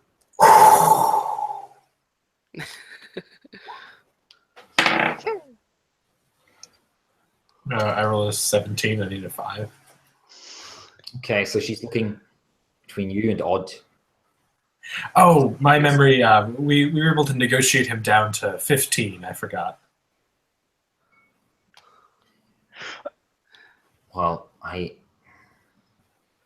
can't reimburse you for that much. However, I can give you $2 each for now, and I can write a letter to Master Gonkai so that he knows that he can reimburse you once you get back to Thistlehold. That should work.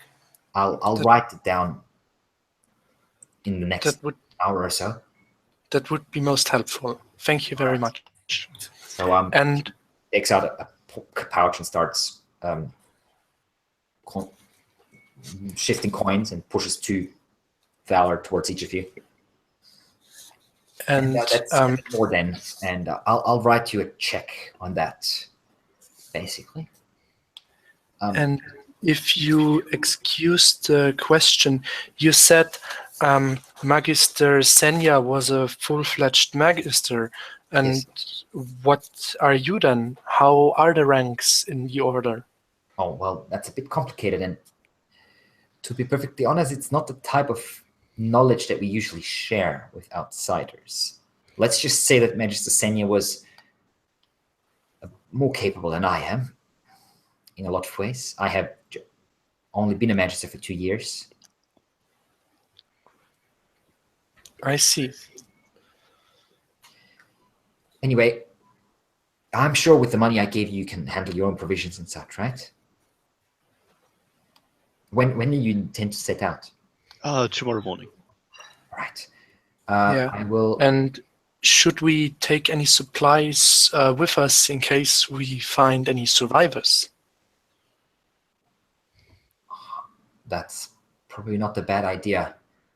I'll try to organize some extra supplies by tomorrow morning to feed a couple people for a week or 2.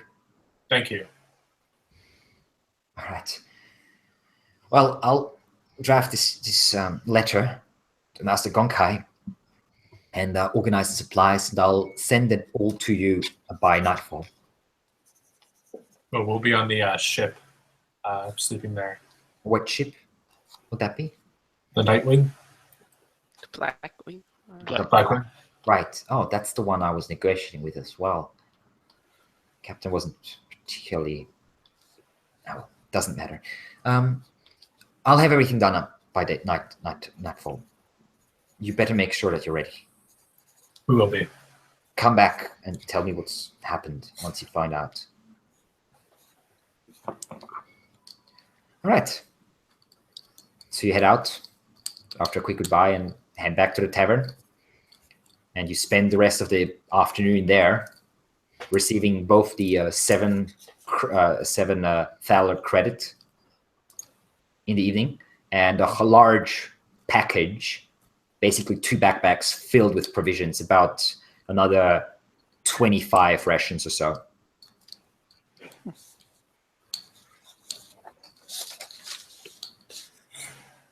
All right. All right. And you sleep on the ship? Yeah, after having Yeah. a nice dinner at the end. How much was the... sorry, Jakaar already paid for it. Yes. Yep. And Gudronal, sorry. Maybe you'd like to negotiate with the guy about your horse? Well, What guy? The innkeeper. You already made an agreement. yeah, we already made the agreement. We shook hands, we split in it. That's final. You can't change the deal after that. Yep. Drop us a bit more intense. Well, you know more about the ways of the people than I do. All right. So in the evening, you arrive on the Black Wing. You have to sleep on deck because the sailors are sleeping under deck. There's half a dozen sailors with Captain Arak. And yeah, they don't. None of them seems particularly happy by their new job. So you're not their favorite people at the moment. Let's put it that way. But they are ready to set sail in the morning as you lie down for one last night of sleep in more or less civilized environment. And then is there enough room on the deck that I may more or less amateurishly pitch my tent? well, you won't be able to pitch your tent on the deck because a tent is usually driven into the ground, which is a bit tricky because I'm sure you don't want to have holes in the captain's deck. If we want to be even better friends with the crew, we can try it. I thought rather about folding up the plane and more or less use the sticks and just leaning them against the sides of the deck and such. That wouldn't really work properly. I mean, it might work for a while, but that would collapse within an hour or two. Okay. Like you can use it as a blanket, basically, the cloth of the tent. Yep. Then I'll just do that. All right. I just curl up in a pile of like rope and canvas near the mast, and Right. which is very comfortable to me. And with the one last evening of more or less relaxing, civilized sleep, you rise up on the next morning, ready to set sail, and the crew actually wakes you up as they rise up very early, even before the first rays of sun, and raise the sail, and you slowly leave the town of Jakaar behind and head out into Lake Volgoma. The captain himself is nowhere to be seen, but the sailors around you are definitely capable of handling the ship on their own. You start traveling up north. Are they expecting us to work along with them, or okay? Then They would I'll rather, in fact, that you stay out of their way. okay. Then I'll just stay on the side of the deck, take my fishing rod, and start fishing. Yeah, that's gonna be a bit tricky with the ship moving that fast, but yeah, you can try. It's not ideal by any means. It's called trolling.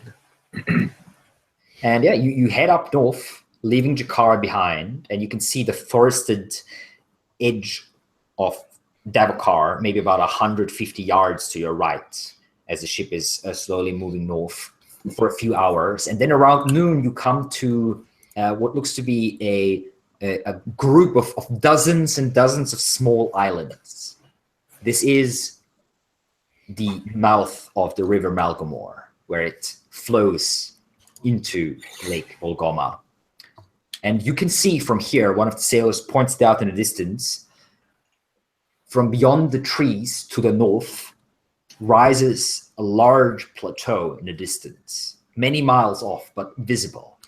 And one of the sailors that walks past says, "See that out there? You ever heard of Karvosti?" I have.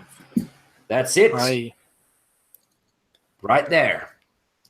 Where the High Chieftain and the biggest of the witches and all that, the Wrathguard and that creepy creature that you hear so much about, they're all up there.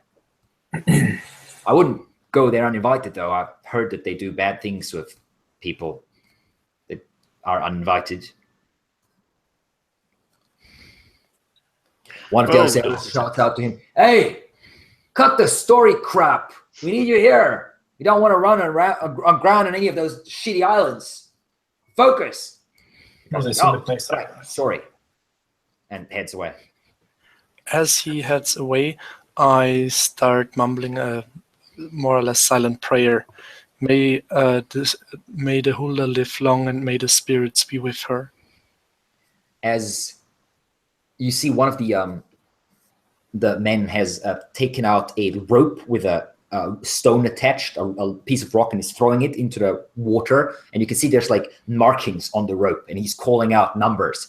12, 13, every like maybe 10, 15 seconds.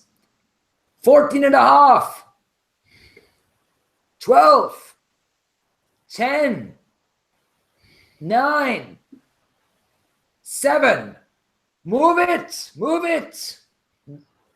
8 and a half, keep her steady. Now, as you are making your journey slowly through these islands, you can see finally Captain Arak has appeared. He looks, well, slightly hungover. And sort of standing there quite safely on the slowly moving and pitching deck. In fact, many of you might have a bit of problems. Give me all a strong check real quick. I'm sitting down, actually. I'm not standing up. All right. Yeah, I Do I failed still need a strong check? Okay. Yeah. Hey, I actually passed 2 levels of success. Okay. No, that's strong. That's vigilant, not strong. Sorry. Okay, so looks like the only one who actually failed. Actually, Victor, did you have a fail? I failed. Okay, so Victor feels slightly weird. His tummy is moving, and Odd is just like hanging over the railing, bringing his own personal sacrifice to the spirits of the lake in a very constant and loud manner.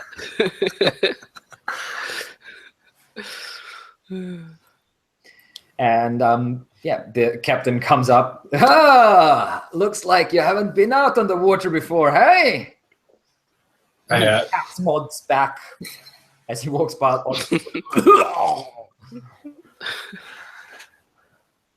I just roll with my eyes and continue offering to the spirits.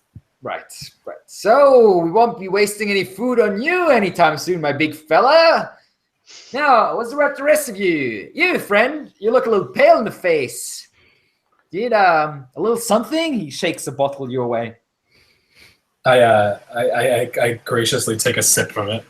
Okay, you're not sure what it is, but it like makes you feel way worse. It's Excellent. Disgusting herbal concoction. And he's like, good, eh? That takes your mind off of your stomach. I just give him a dirty look. He heads off.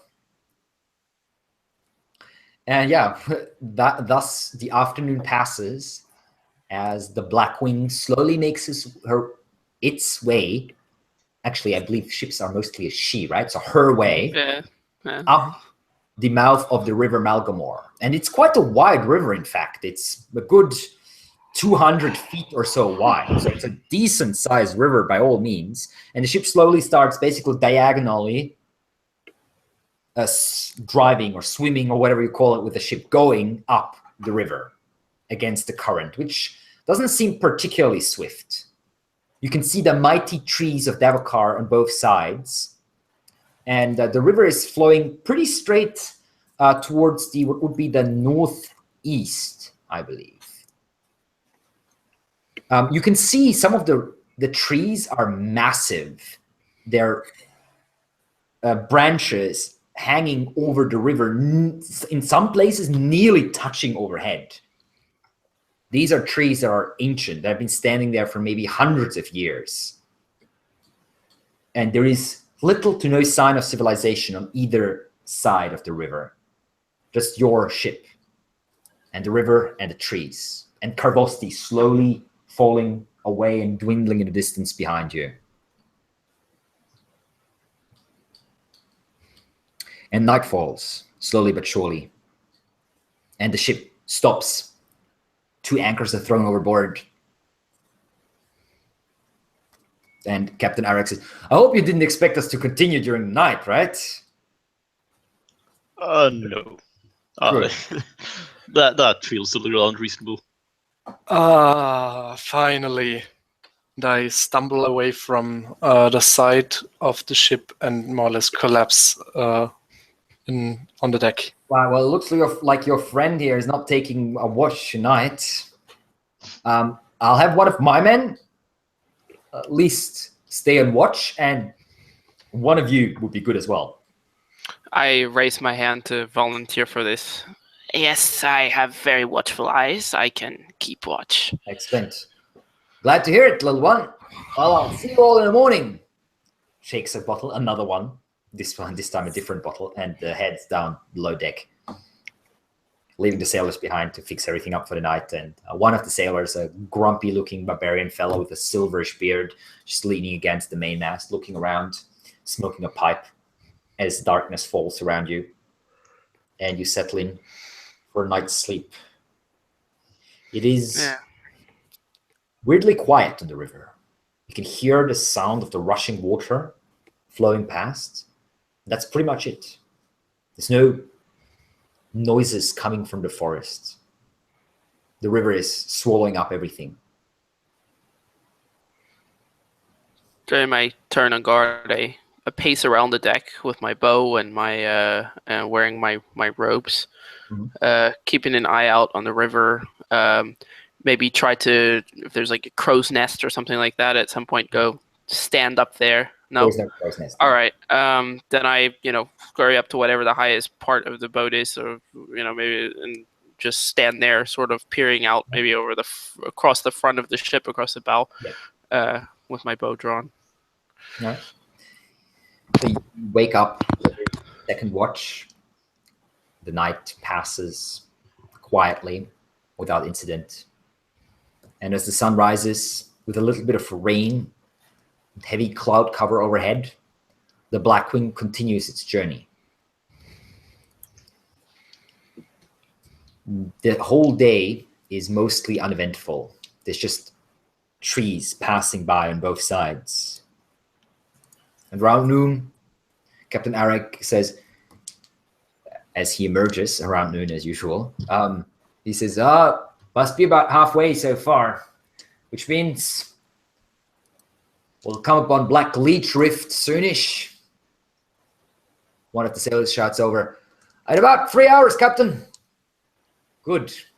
That will leave us enough time to get some distance between us and that horrible place. Now, you know what that is, right? It's an old ruin. Yeah. You'll see the towers through the trees.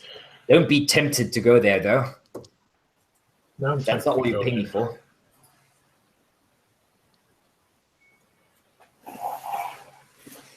We'll keep that in mind. I promise I won't step off the ship. What about the ruin, Captain? We have heard tales about it. Well, I'm not a treasure hunter, but They're called the Earth Towers of the Black Leech Rift. It's an old ruin, pretty well known around here. Been plundered many times, but from what I've heard, there's still plenty to get there. And also plenty of, well, doom to find. I see. Well, we've been thoroughly warned not to go near this accursed place. Well, there's plenty of other creepy ruins in this part of the land. There's not many people living here. The Odayova, especially on the northern side of the Malgamore, the Odayova hardly ever go that high up. And you heard of the Sun Temple? Don't think I have. Not really. Right. Of Prios? Yes, there's a massive ruin. I've talked to some priests a couple of weeks ago. They said they think it's the oldest one, the first Sun Temple. I've heard that there's basically an army of knights that went in there or up there, over 100 or so, cut through the forest. Not sure if they're still there. Well, they might still be there, but they might not be alive, so to speak. If you know what I mean. I mean, if this place can swallow up 100 armored knights plus a bunch of Theurgs, then there's not much chance for any of us, right? Anyway, luckily, I'm not setting foot on dry land anytime soon, and most of the monsters prefer to stay amongst the trees. No trees here. Anyway, keep your eyes open and don't feel tempted, no matter what you see on the shore. This ship is not touching shore.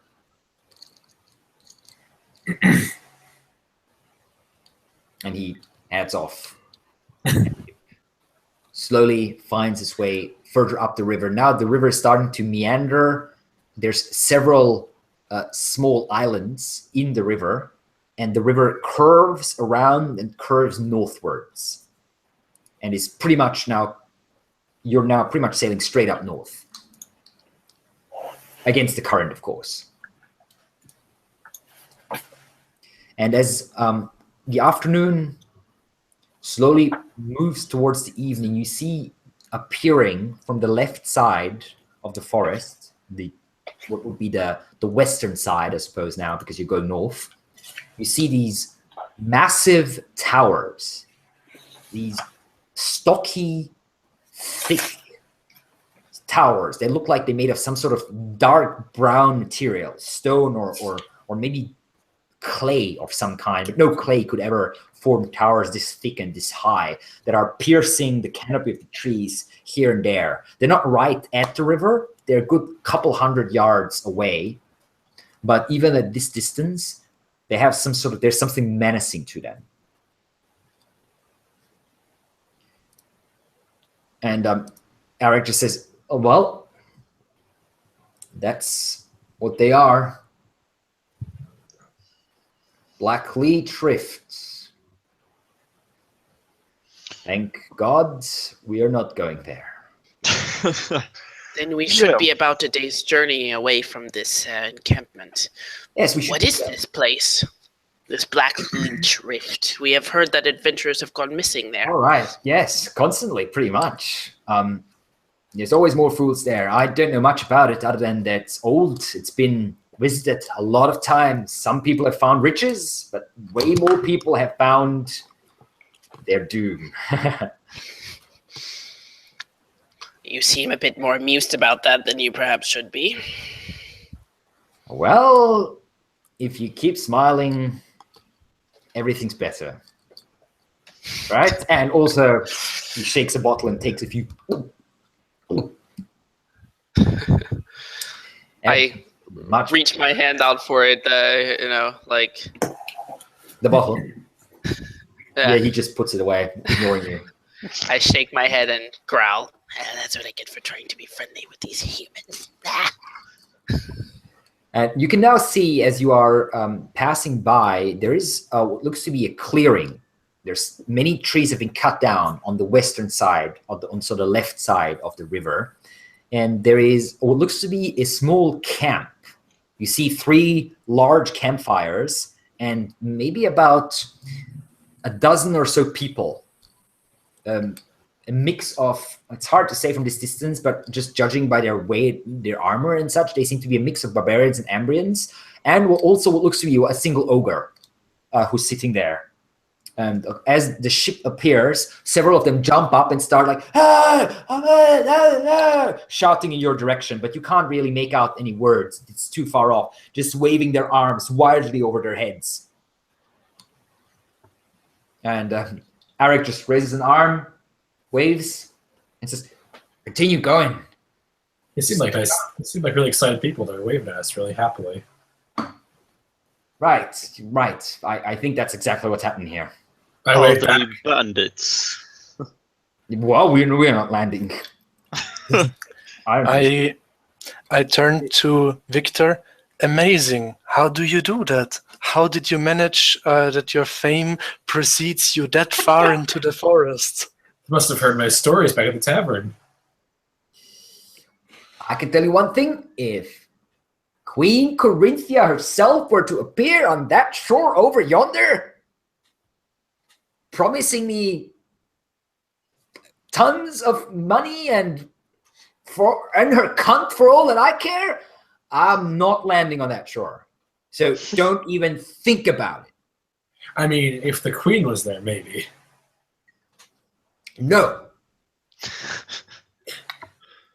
I believe that would be high treason, actually, if you didn't land on that shore. That was an amendment in the We Constitution. are not in Embry, are we? Yeah, I suppose that's true. Right. What are you lot looking at? Get back to work.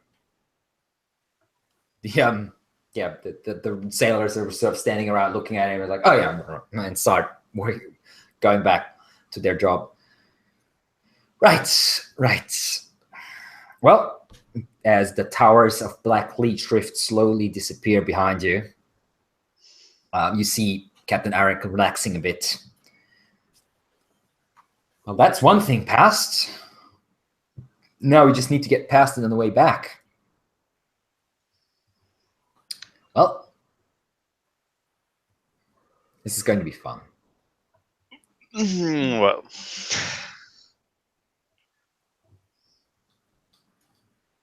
You'll probably be fine. probably. Yeah, I think so. Anyway, it's getting dark soon. Stopping the ship soon. I'm heading downstairs. There's a bottle or two calling my name. I'll see you in the morning. Where do you produce all these bottles of liquor?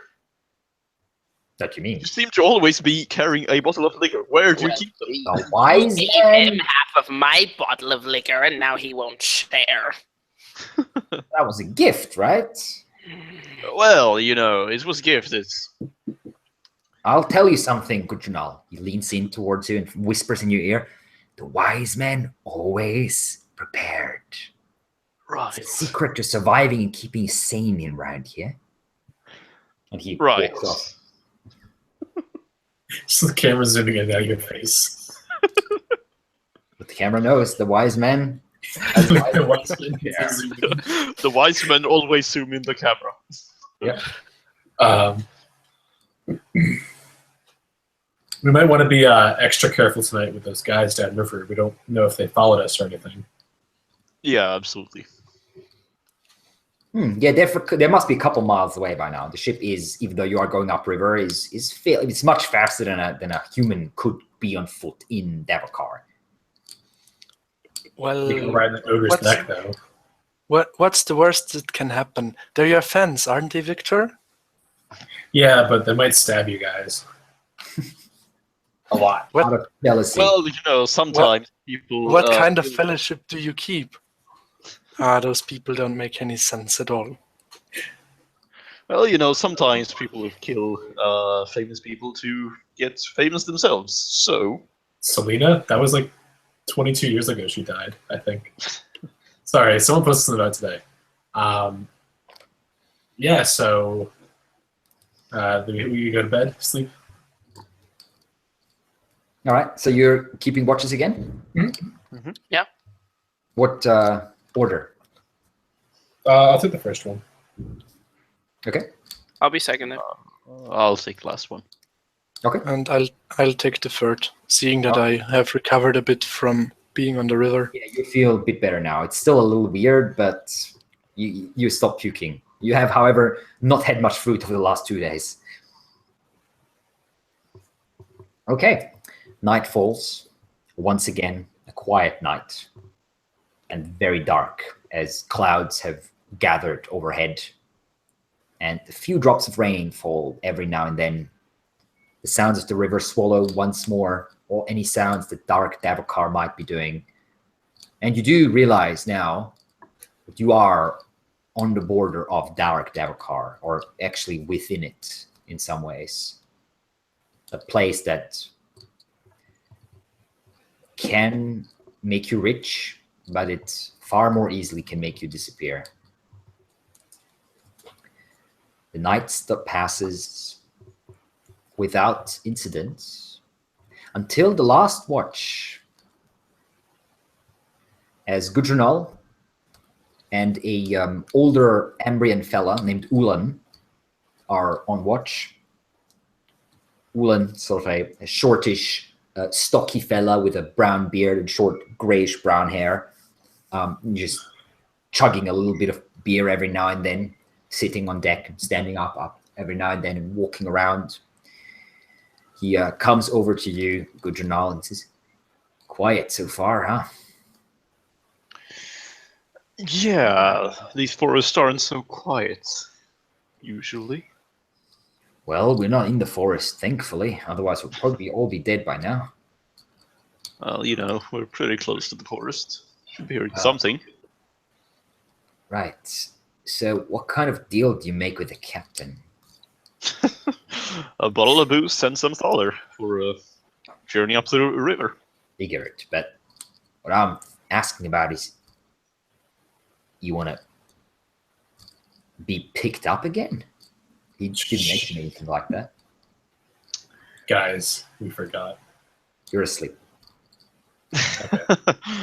Well, I think that was implicit in the deal. No, I don't think so.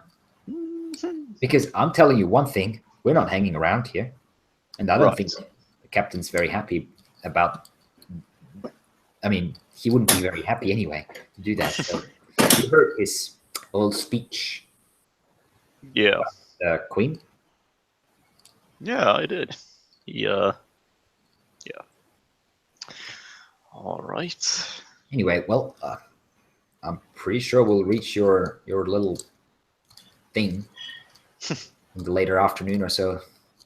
Once the sun gets up, hopefully you'll have luck next time. If you find any riches, feel free to pass them around a bit. Don't forget that it was us that made it possible, right? Well, we're not here for riches, I don't think. Aren't you? No, we're here for a rescue mission, actually. Right. You're a weird one. One of those altruitic fellas. We're getting paid for it. Right. Anyway, we only have about an hour before dawn, I'd say. He walks away. Right. Give me a quick vigilance check. Quick vigilance. Yes, a vigilance check. Okay, well, I'm so good at those, so yeah, exactly. So you're standing there, staring out into the dark water rushing past. And you figure it can't be that long, half an hour or so before the sun comes up. And then you hear behind you a "Ah! Ah! Ah! Ah!" I look over to where the Turn sun's around. come from. And what you see is Ulan standing there, and he's sort of like moving weirdly, moving backwards, and for a moment, it's like he's trying to take off like a scarf or something, but then you realize that scarf that he's holding is alive, and it's made of some sort of scaly skin and muscles that have wrapped around him. I'm just shouting enemies and just running towards him. All right. So the shout, because you guys are sleeping on deck a bit off to the side, the shout does wake you. However, and you are different. There's different speeds with which you wake up. You run, Gudrunal, towards the poor fella who's dragged towards the side of the ship, and you see now, as you approach, it's the thing that is wrapped around the poor sailor Ulan looks like some sort of dark green scaly tentacle that has come out from the side of the ship and is pulling him in. And as you run towards this thing, you realize it's not a tentacle, because the second part of that's now coming up to look at you is the large head of a giant snake-like creature whose muscular body is wrapped around Ulan, and whose head looks at you, and you see two large yellow eyes that sparkle with this cunning, this intelligence, as it opens its mouth and gives you a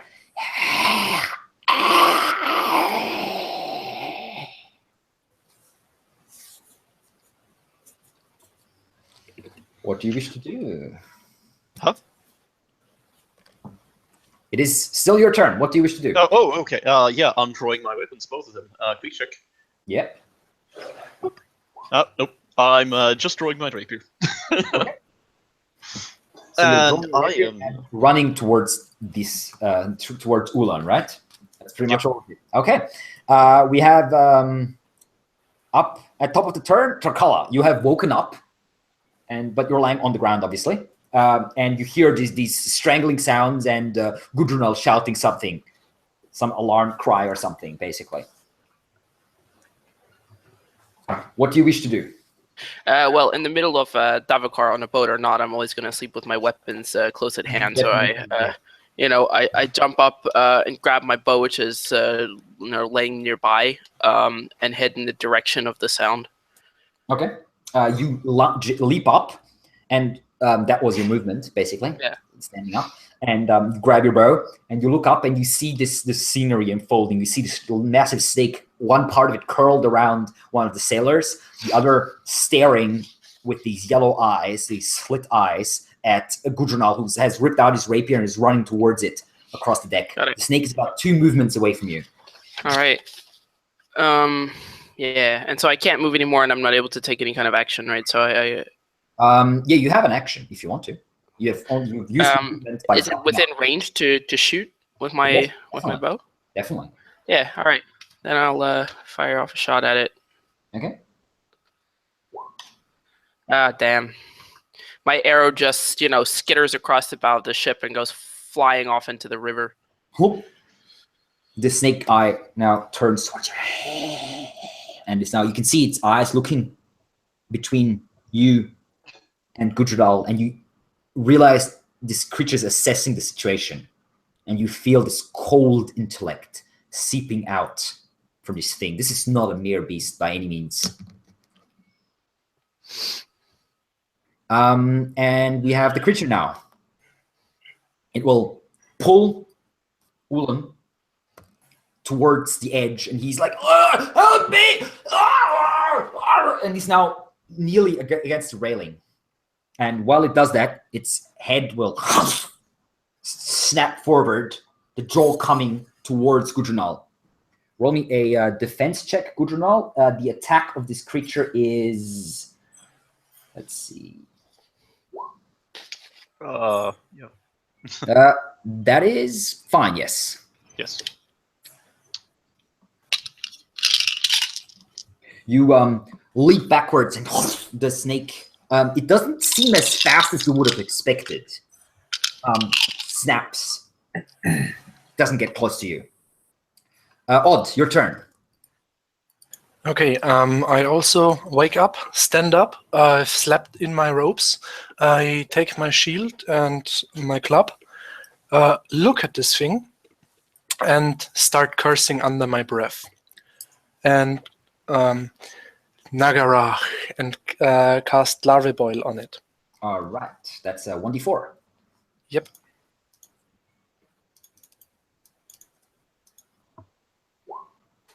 Two damage.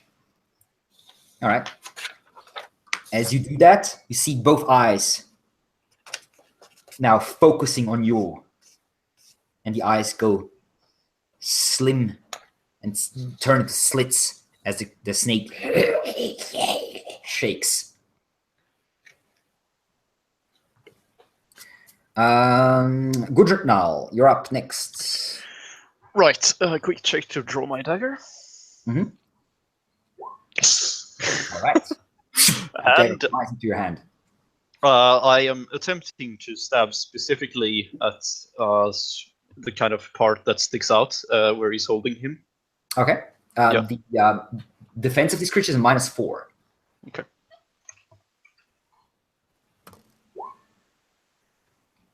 Okay. You stab in. With the dagger misses. You stab in with the rapier, and you see this creature staring at you, following the direction of your blade, and its muscles tense, and all of a sudden, Ulan jumps into your blade as it just moves him in your path, and you stab him instead of the creature. Of course. So he takes 5 damage. Ah! Oh, shit.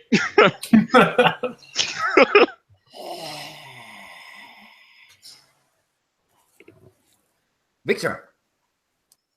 Well, I pick up my crow's beak and shield, and I stand up. All right. Tarkala, you're up next. Muted.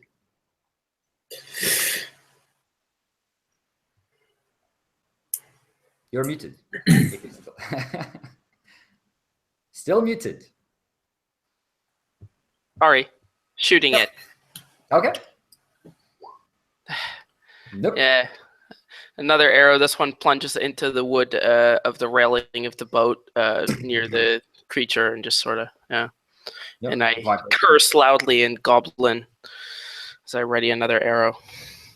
The creature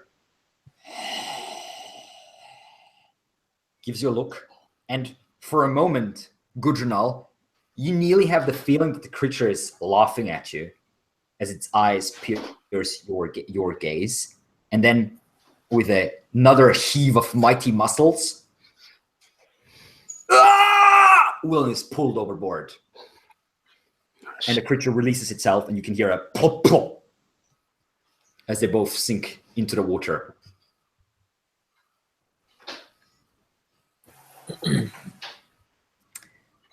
Odd, you're up next. Okay, I look quite a bit dumbfounded, and I have to roll to uphold the spell. I would say because you can't see the creature and you don't know where it is, you cannot uphold the spell anymore. Okay. It's disappointing. Well, in that case, how far away am I from Tarkala? Not far, maybe. Well, I'm one movement basically. Okay, then I just move over to Tarkala and basically stand back to back with her, weapons at the ready. Good to and know. Sorry, go ahead. Have the other people aboard the ship woken up and done anything, or They're under deck. okay, Under deck. You've been sleeping on deck. You can hear now like cold shouts coming from down below, but they don't know what's happening. In that case, I clang loudly with my club against my shield and stomp a few times at the deck. All right. Gudrunal. Yes, I'm looking over the railing and just shouting, "Light! Light!" All right. Victor. Give me a vigilance check, Gudrunal. Hey. A success. You actually see one hand, like, coming out of the water next to the ship. In the twilight now. It's as it's I'm also pointing towards Sinzo. all right, Victor. There's nowhere to look. I go to where he's pointing. Yep, you run towards the railing. You see now about 10 meters away from you, down below, under the ship, this arm coming out, trying to sort of grab a hold on the side of the ship, but there's just slick wood there. There's nothing to actually hold onto. Am I a hero, guys? Don't know. Are you? Don't jump in there with that thing. With a dagger between my teeth, I dive in. No. I'm gonna stand there and shout for help. Okay. I can't jump in there as much as I Mark want to.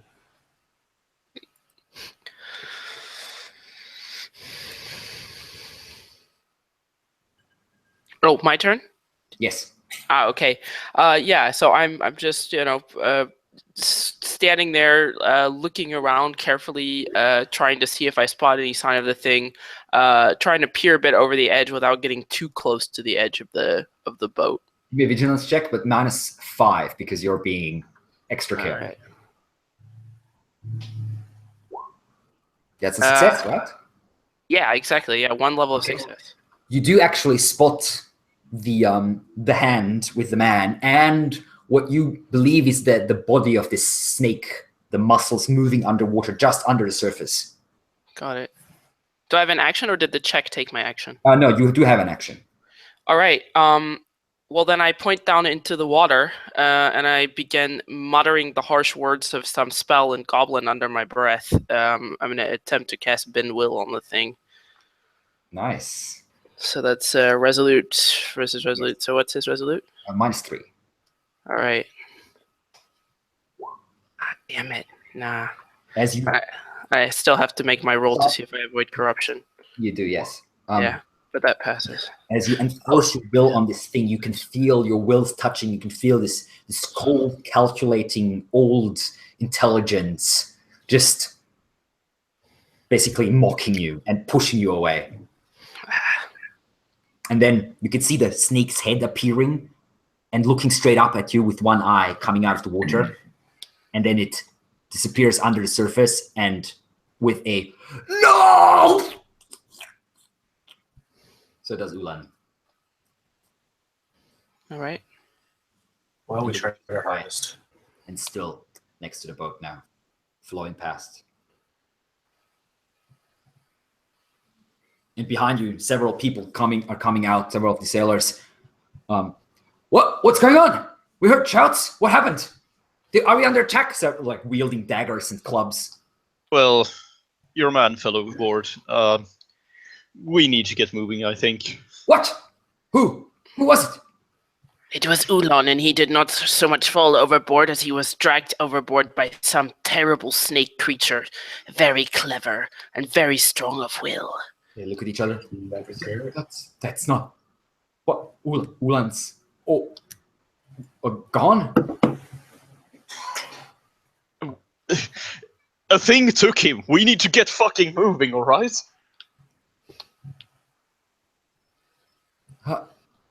They seem slightly shocked. The three of them start getting the sails ready and everything. One of the guys shakes his head. Weren't you supposed to protect us? Wasn't that the deal? It was, and this thing was bad. Alright? There was nothing we could do. You should be glad that it did not slither down below decks and eat every single one of you in your sleeps. We did the best that we could to protect the ship. And now you have warning and we can get away from here as quickly as possible. We regret that your man perished, but that's what all the gold is for, because this is a dangerous mission. I hate this place so much. He just stumbles off below deck. Well, I guess we're sitting ducks then. The other three are actually getting the ship ready. There's three sailors rushing around. 4 of them came up from below. And yeah, 3 of them are now rushing around and fixing everything. Try to stay away from the water. One of them gives you a look and says, "Yeah, very funny." If this thing should appear again, we'll try our best to defend you. Mm-hmm. And the ship, as the anchors are pulled in, ship slowly I help starts them. moving again. I pack my weapons away and help them pull in Alright. the anchors. I put on my armor so I can be better. You're staring at the water behind you. There's nothing. Just the current rushing past. No movement. No sound. Ulan is gone as if he had never existed.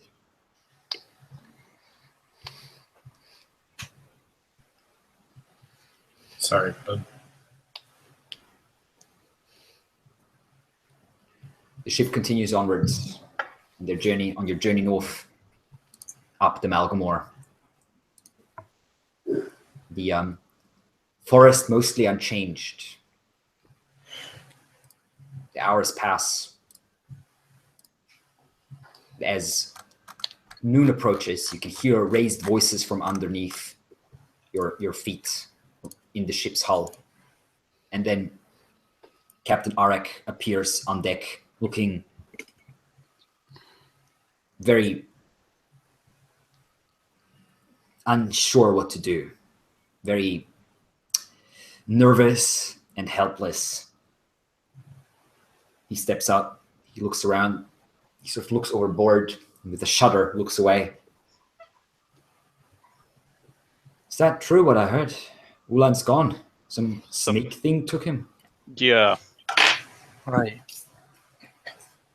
it was intelligent. It appeared in the middle of the night and basically dragged him overboard. We shouldn't have taken this job. I should have known better. You know these waters way better than us. Have you any Up north this far. knowledge what this creature could be? I've heard stories, but I don't know any details. I've heard stories of creatures living in the river, but this is the first time I've lost someone. How much further do you think we need to go? I don't know. A couple hours. I don't know. We'll see. The woman, the sorceress, she said there's a pier and the couple buildings that they built, Right. the landing site. When you see that, that's when we'll land.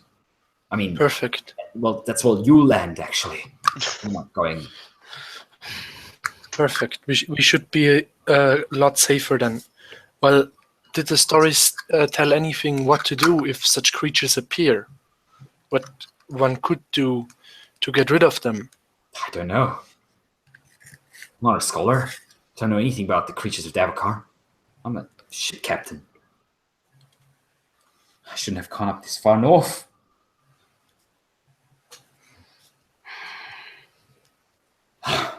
I sort of pull Victor aside a little bit out of his earshot and said to him, "The captain seems rather shaken. I don't know if we can rely on him to hang around here and bring us back. I am a bit worried that he might just turn tail and head right back to Jakaar." I don't know what to do. I mean, maybe if we get the magic circle back working again, we can have the Ordo Magica come out and pick us up. Perhaps. Yes, I don't know. I walk over to them and huddle also in the group talking. I don't like this at all. Perhaps we can... What are you guys talking about? We're a bit afraid that this captain may simply turn around and abandon us here, having realized that he is not safe even on the river, which would leave us with no way to return. Well, is there any way we can ascertain that he doesn't run without us? I don't think that there is. Maybe we can take some precautions. Talk to him frankly and tell him that he should. I don't know. Well, we can I don't always like try. this at all. We can always try to take him with us. You have a certain way with people, don't you? That's not going to work. All it would take was a little wrinkle in my concentration, and not only would he immediately break away from me, but then we would so much as guarantee that we would be stranded here. Besides, it's not just him, it's his whole crew. This is not a subtle thing. This is not a subtle thing that I do to people's minds. They can feel my intrusion. While you're talking, there's a sound in the distance. Thunder. Wow. Great. Very soon after, rain starts to fall. First, only a drizzle, then heavier. Darn it.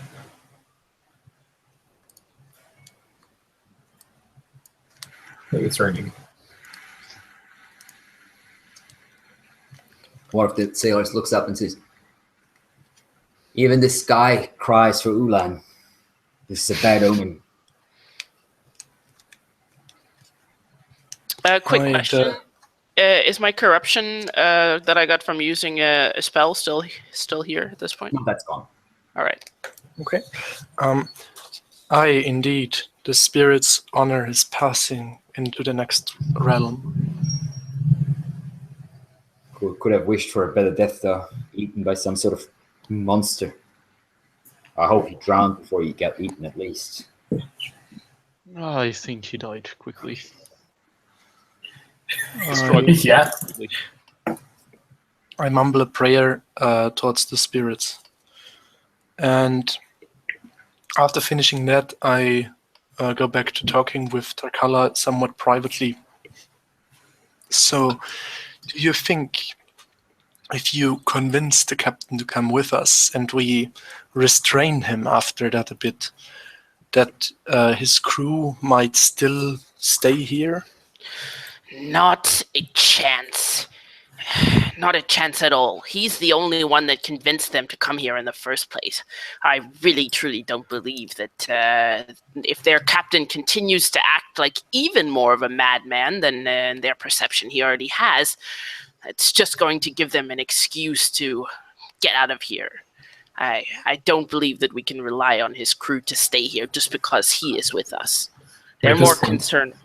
There's with nothing their we can own do at skin. this point. We're already here.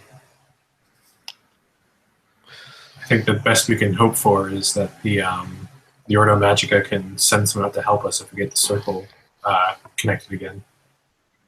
Depending on whether these creatures live in the water, we might tell them, you might be able to convince them that the trip back towards the city without us would be even more dangerous than staying. Perhaps. We can also perhaps leave a letter with the captain in the event that we don't return, and maybe if we are lucky and he decides to simply go back without us, this letter will find its way to the hands of the right person. Ask him to deliver it to this, what is her name, the supply master, should we fail to return. And what is she going to do about it? Inform the Ordo Magica, I don't know. How? She failed to come up here. She said she wasn't capable of doing anything, and she didn't even manage to convince our drunken captain to take her to Well, the she is a encampment. bit of an imbecile, it's true. But if she can send supply ships, then perhaps she can send someone to pick us up. I don't know. Anyhow, that's all that I can think of at the moment. I Just leave our fate to chance and see what happens. Victor, what are you doing at the moment? I'm just kind of standing there. I'm not really doing anything. Next to us and also listening in, or I've been standing with you guys listening. Yeah.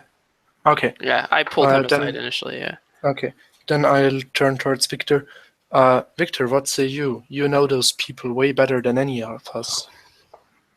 Like I said earlier, I think the Ordo Magica, if we can contact them again, might be the best bet. But maybe we can convince them to stick around for a day or two, depending on what's going to happen.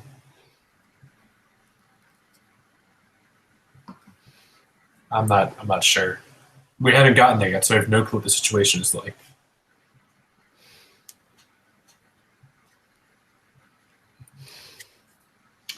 And while you're talking, the river rushes onward,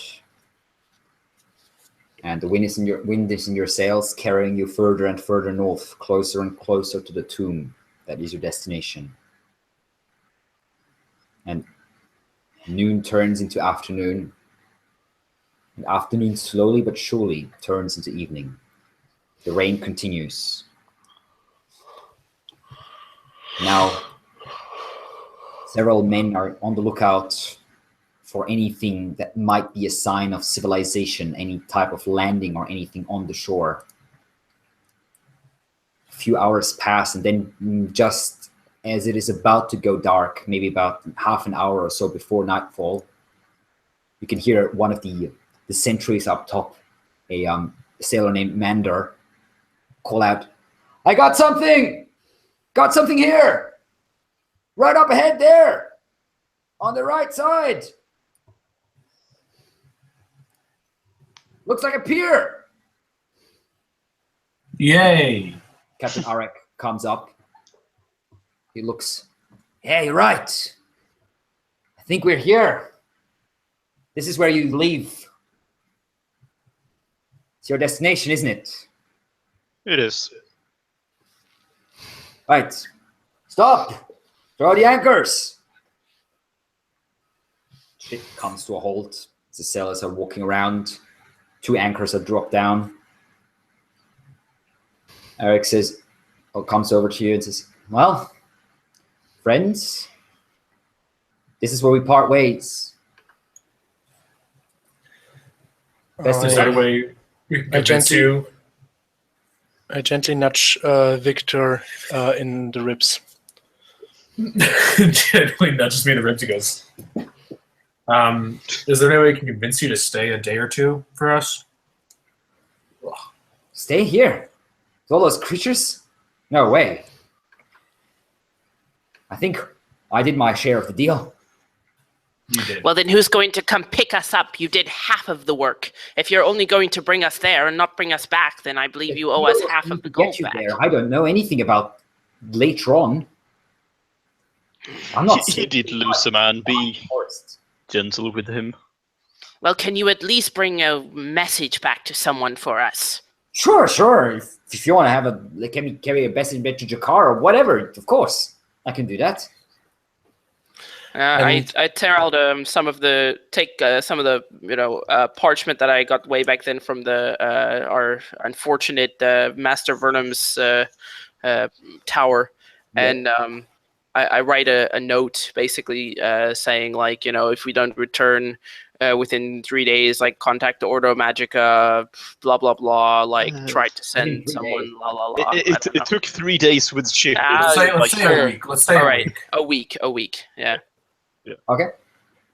And whilst their color is preparing the letter, I turn towards our cowardly captain and stare at him intently in the eyes and say, "Are you sure that you want to return with the ship unprotected? These creatures seem to be aquatic in nature to me." Right. So, remind me again.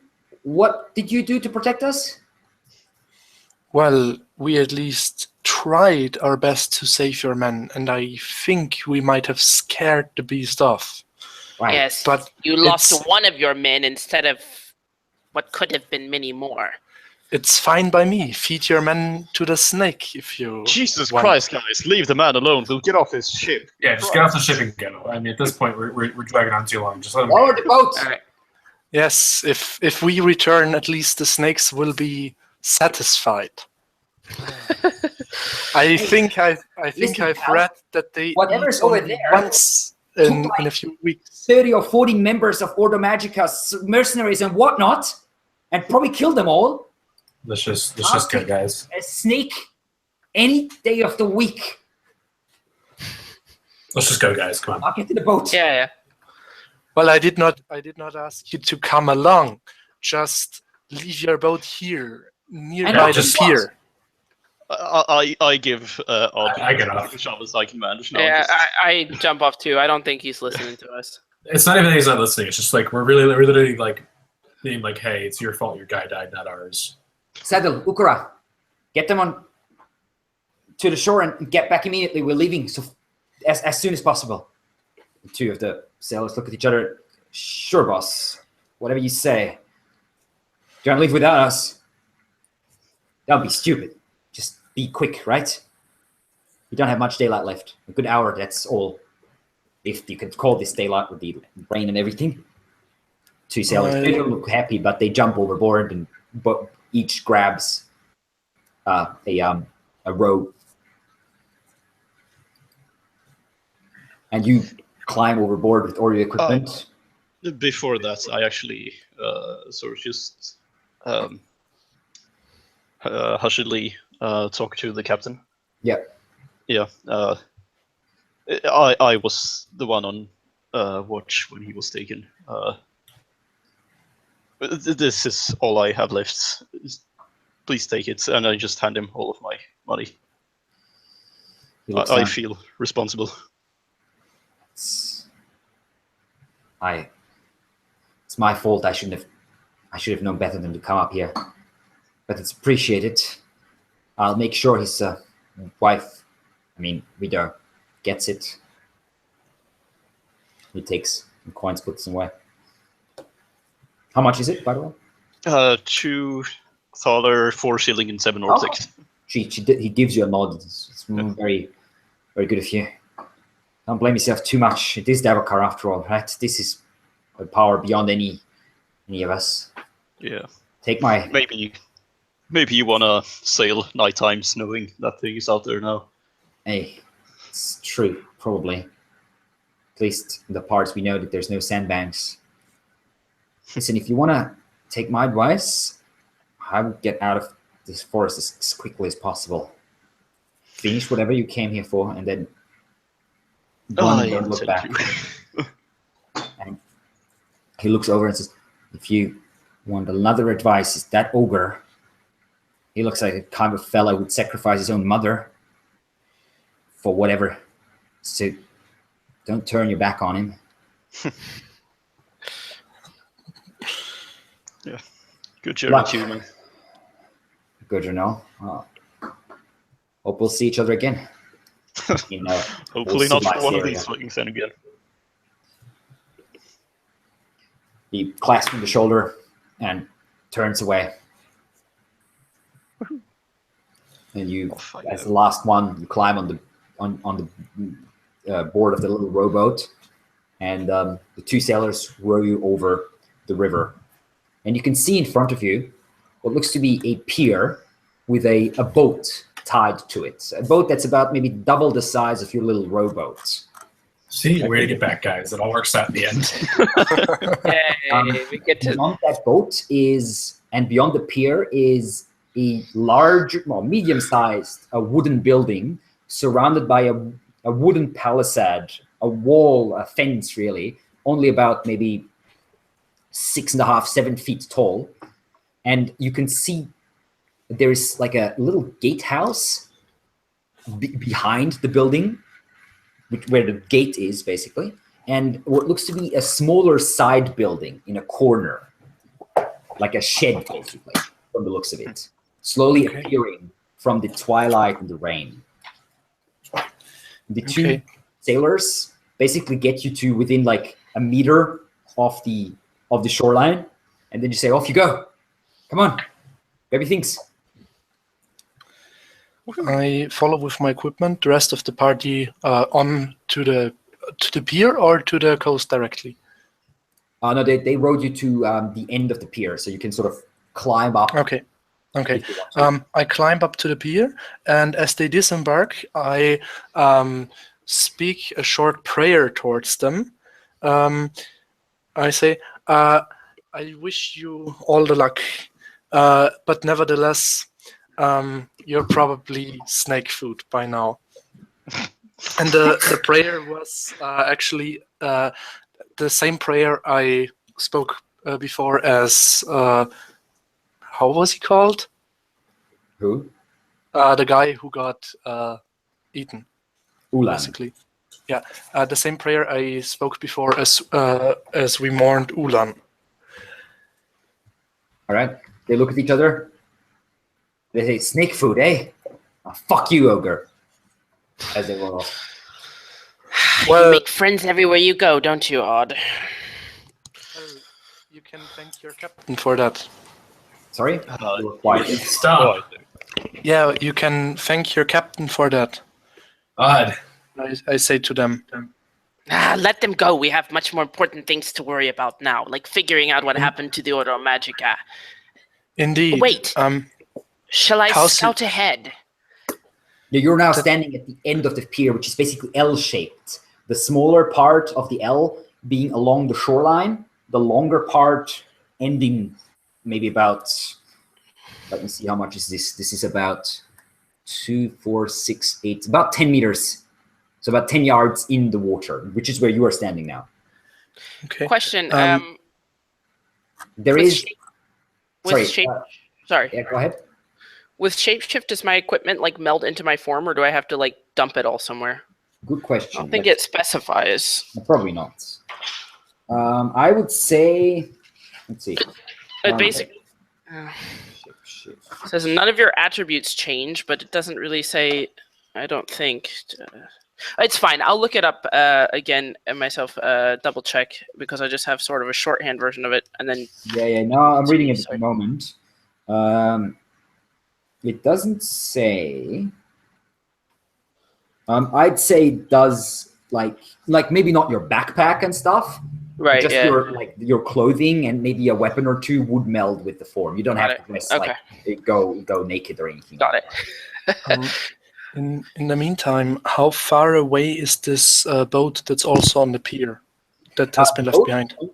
Like maybe only 4 or 5 meters away from you. It is a medium-sized riverboat tied to the pier, and you can see there's what looks to be a couple of crates and a large barrel on in the boat. Okay, The and crates are how? covered with what looks like some sort of now completely wet like leather cloth, basically. Okay, and how securely is this boat tied to the pier, and how big is it?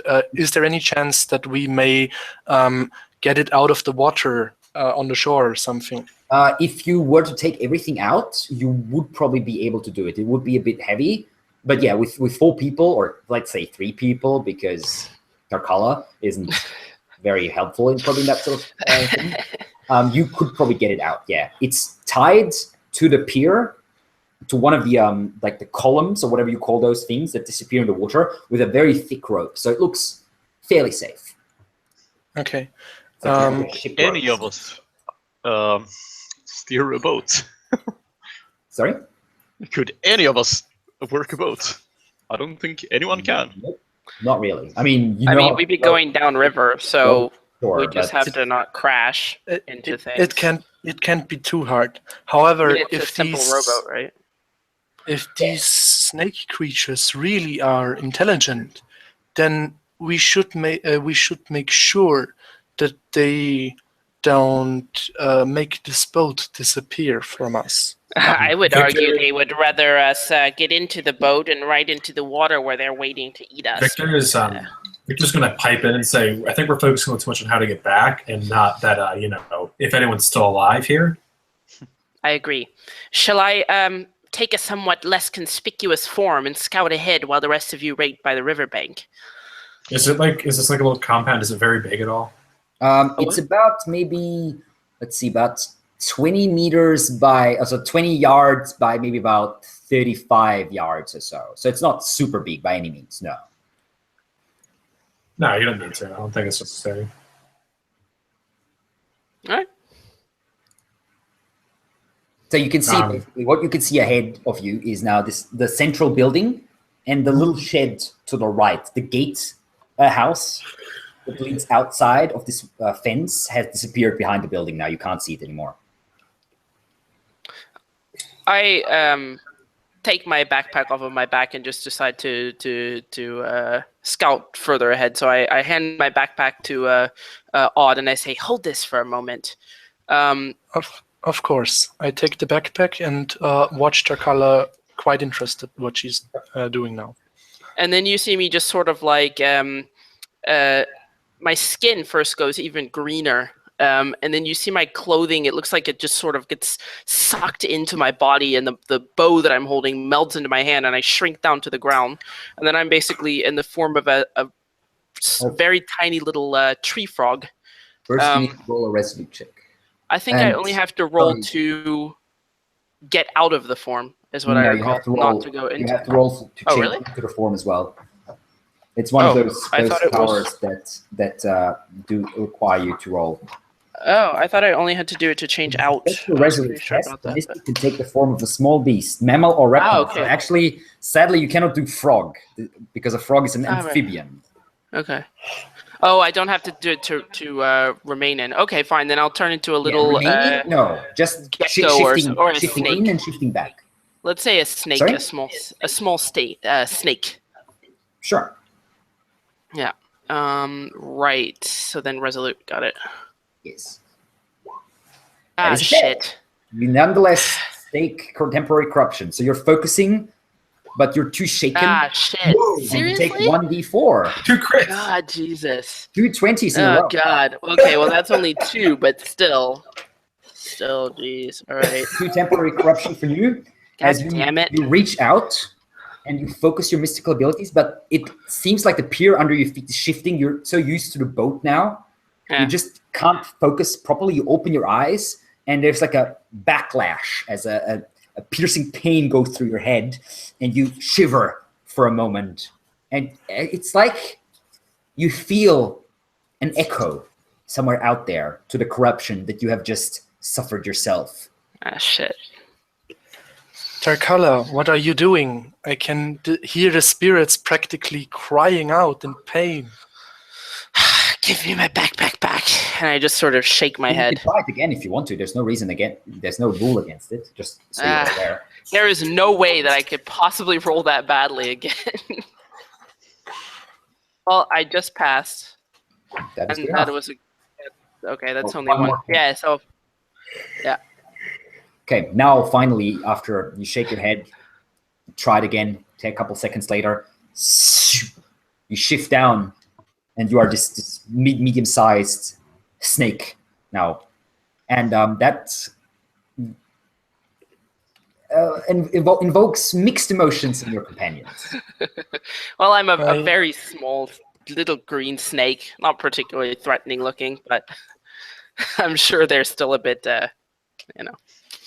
I stare at Jakaar's new form, actually extremely impressed, and mumble, fascinating. How did she do that? And I slither up ahead, moving very quickly in the direction of this compound. Okay. Where are you going for? What are you going for? So I'm approaching. First, I'm going to see if there's just like just an opening that leads in, and if not, then I'm going to try to slither up the side of the wall or the gate or whatever surrounding the compound. There is an opening in the fence, or an opening that a snake could pass through, which is a relatively small opening. Yeah, like an opening in the fence or in one of the buildings. Or in one of the walls of the buildings. Well, the buildings are inside of the fence, right? Or did I get that wrong? Yes, yeah. They are. So first the fence, and you're then also inside of the fence because the fence doesn't. Okay. I see. So then I go to the nearest building and try to see if I can find some way inside. Give me a vigilance check. Okay. Okay. 8 levels Shifting of success. around, you do see that this building is very well built. It looks very new, like it's only been standing for maybe a couple of weeks at the most. Now completely wet, but the walls are quite sturdy wood, and the door is closed and doesn't budge at all. However, you do find, because it's so muddy, that a small space of the ground has actually collapsed a little bit, revealing a small hole that allows you to basically like go under the wall into the interior of this building. All right. Yeah, I slide inside, flicking my tongue around, sensing the air, It is seeing what I very can dark see in inside. here.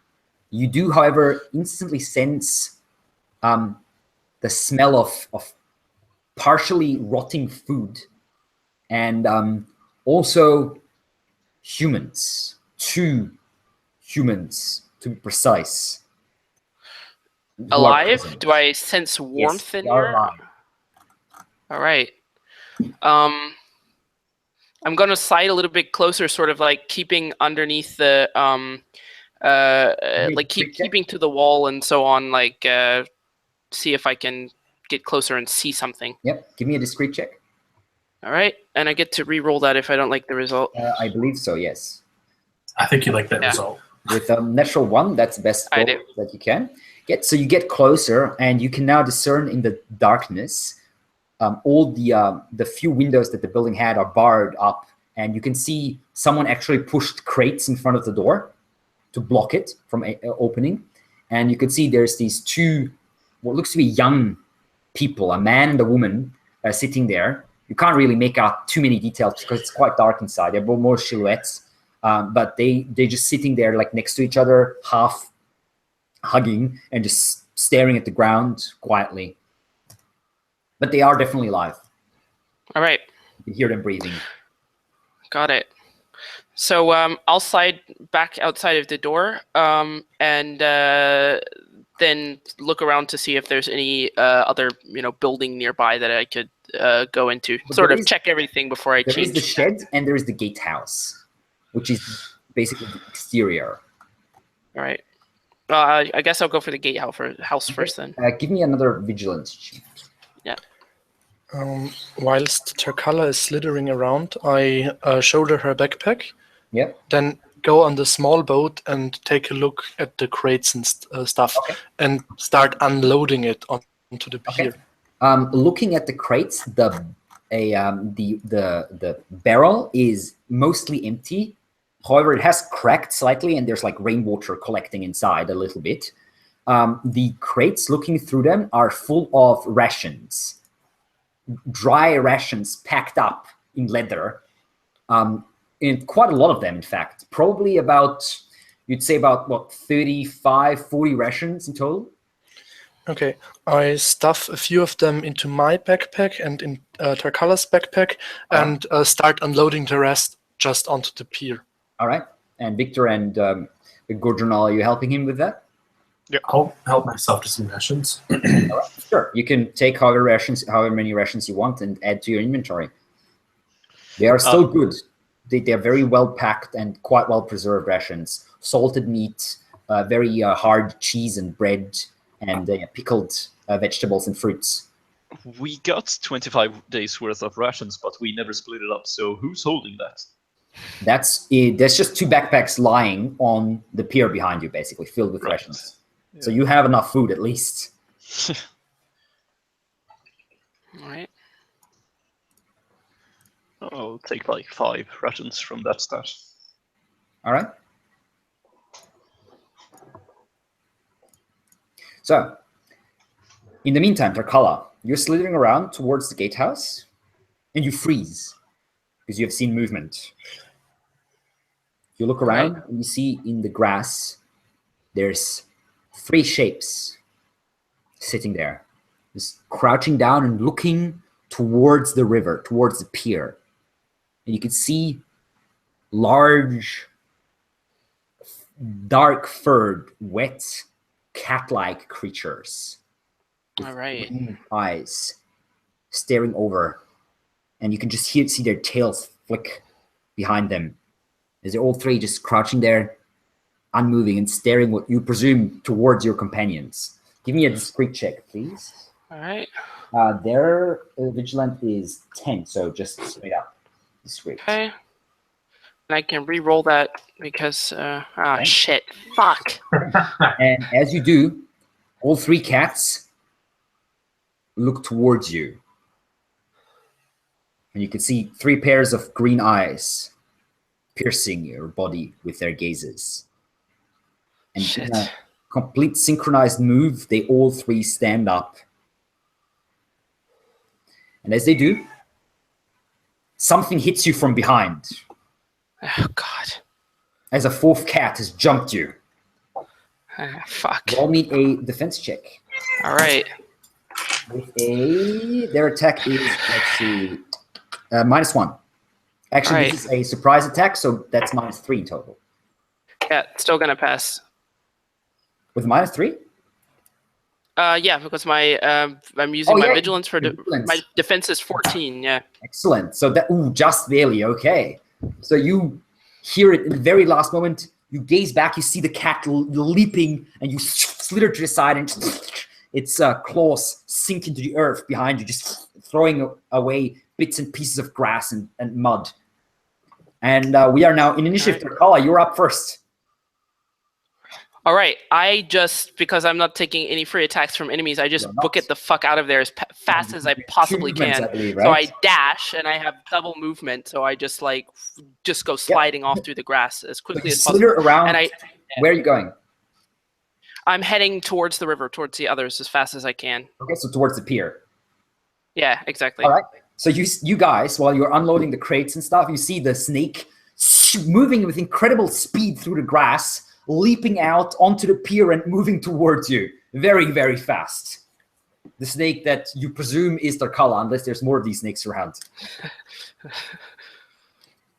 Odd, you're up next. Okay. As I see this, I immediately ready my shield and my You're club. still in the boat, by the way. Yep. I ready my shield and my club. And can I hold on to my weapons? And there is still some crates left, right?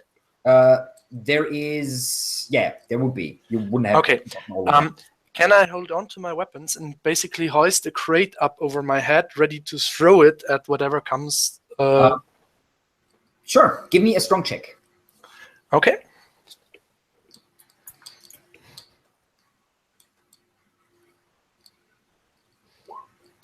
All right. You grab a crate, holding it a little shaky, but still above your head. Yeah, holding it there. Tense. The cats. 4 cats, black-furred creatures, fairly large, about as large dogs, are running down coming 2 from each side of each building, running around the building, and now stepping on the pier, basically, freezing and just giving you hisses as they see that you have. Yes, there's a cat. Oh my God! She's been Michael. It's a black cat too. Yes. And yeah, that's their turn. Gudrunai, now. Right.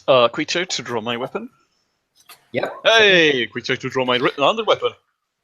Well, that's my turn. Okay, so 2 weapons. I'm also walking towards the snake. Sorry? I'm walking towards the snake also.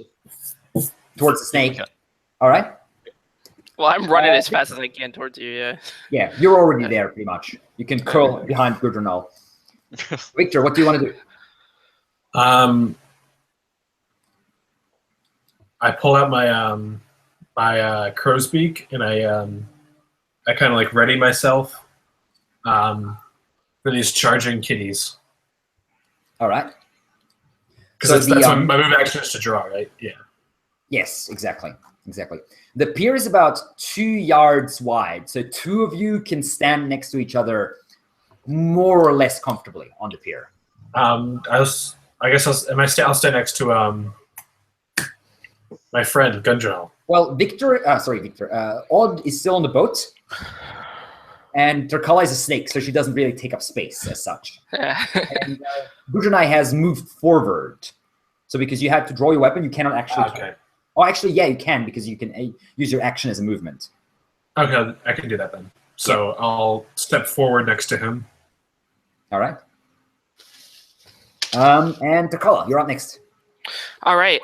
So I basically, my goal is to get away from these guys, but sort of like off to their flanks. Trying to find like a tree or something that I can sort of go behind and then transform back into my on the pier now. form. Yeah. The only way to get off the pier is past the cats, or Yeah, but I can move right by them without taking any kind of free attacks, right? So Yes. I mean, I can just dart past them. Yes, but the inside the whole compound, there's no trees. Okay. Tree is a good, from where you're standing now, but good 30 or 40 meters away. A building somewhere where I'd have some kind of cover. Like, can I go Okay. behind a building? Yeah.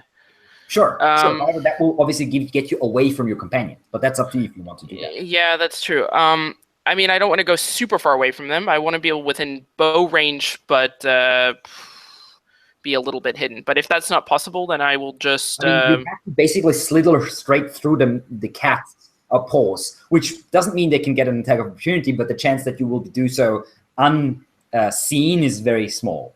I mean, technically, the two of us have a wall right now for you. All right. Well, then I will slide into the water. Can I like try to swim along the shore and then You pop can, yeah. out? Yeah. You can, yeah. All You right. have Well. enough movement for that. So you slide down and you start moving. Whatever, it doesn't really matter. Do you want to remain within the compound, or do you want to get out?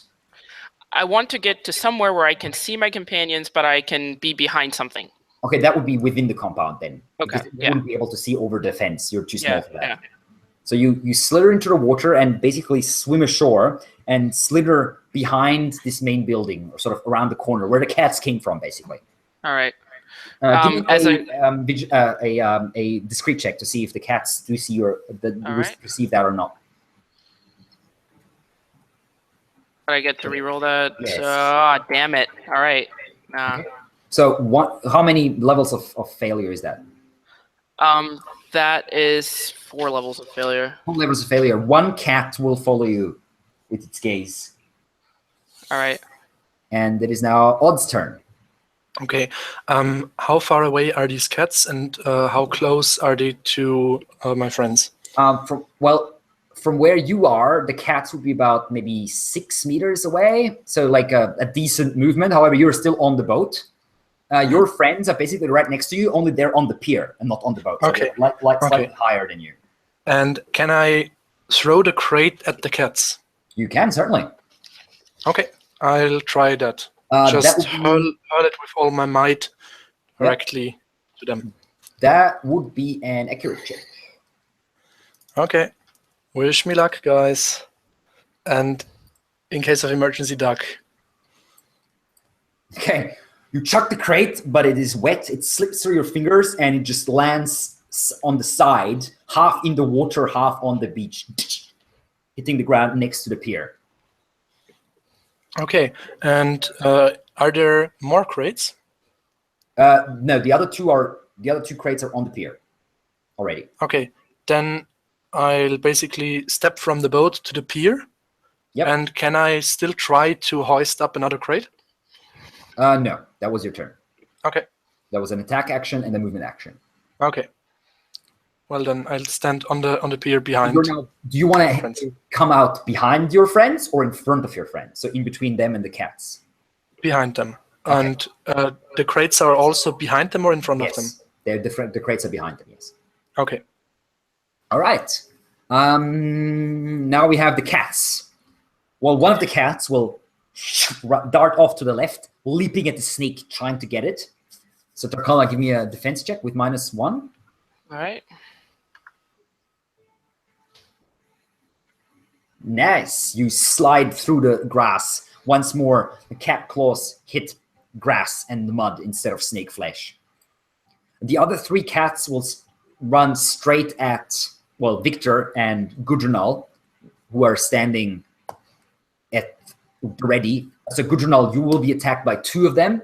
Victor, you will be attacked by 1, as they all 3 leap towards you, running and going in for tackle and bite, basically. Their attacks are at the -1. So you subtract -1 from your defense. I'll make a resolute check real quick to use bodyguard. Okay. I succeeded. Okay. So I can take the hit for him. I'll take 1 of it at least. Okay. Can you roll against that, or you automatically take 1? I can roll against it. So you have upgraded your bodyguard. I've always had it. Oh, okay. And then I succeeded, and then I succeeded. 5 and 6. So. Okay. So you succeeded twice.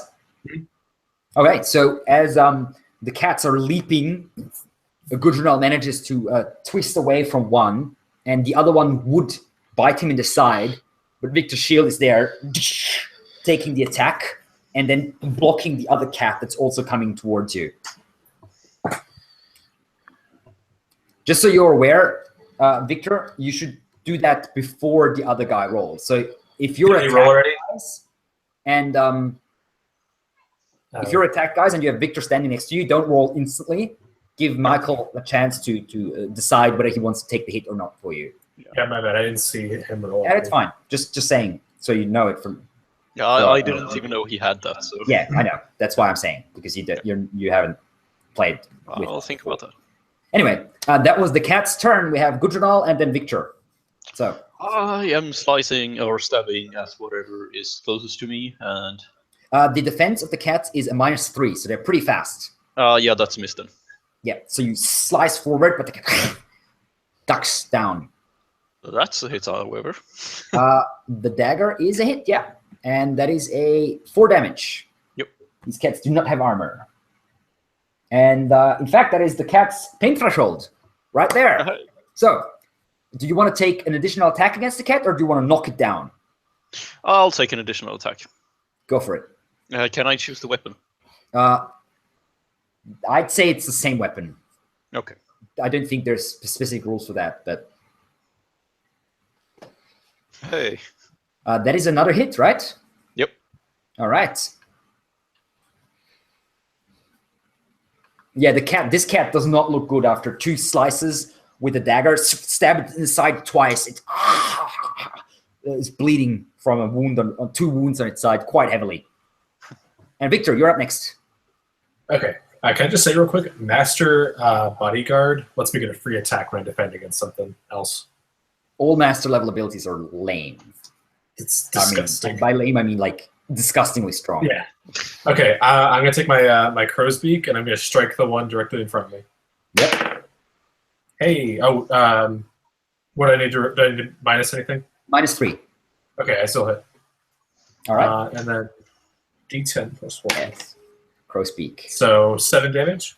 Awesome weapon. Okay, that's another pain threshold. Punching straight through the I'll pain. hit him again. Yep. Another attack. That's not gonna hit.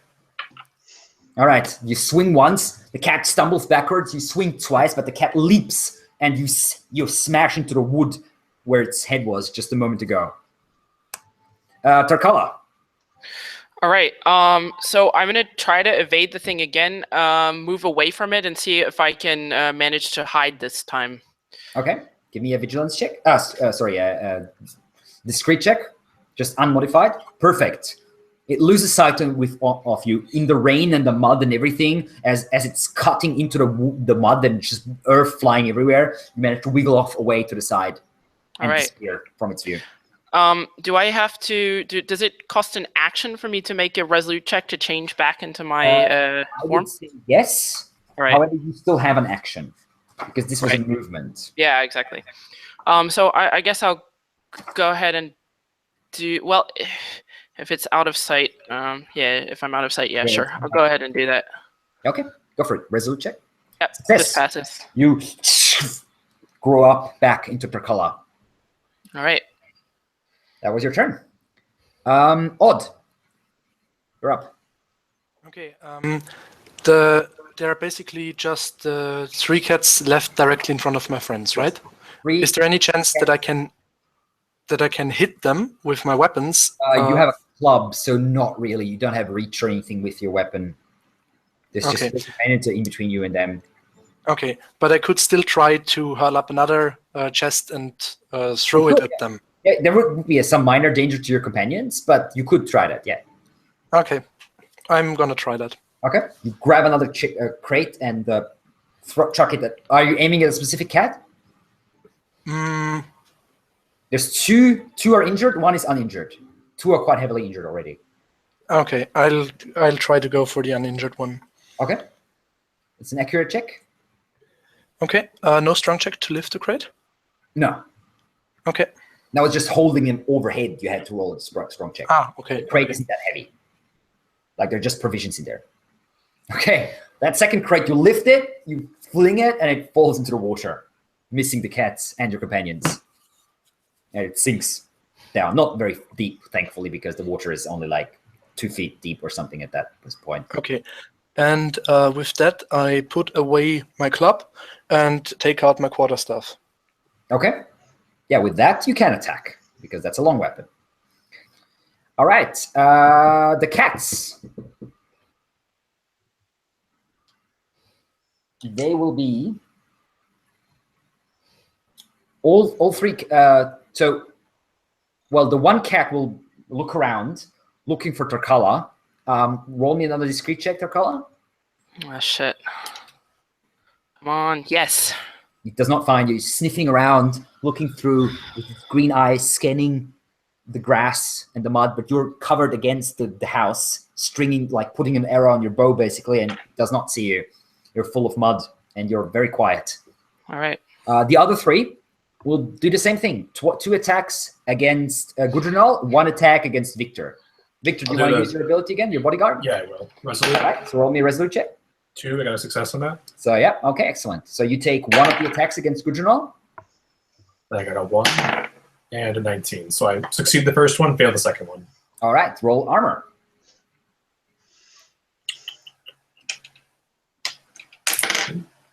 A 9. Okay, the cat lunges in, bites you in the leg, but there's just metal there. You just hear its teeth or feel its teeth scraping across the metal as it cannot find purchase, cannot find flesh, and it just stumbles backwards. And now...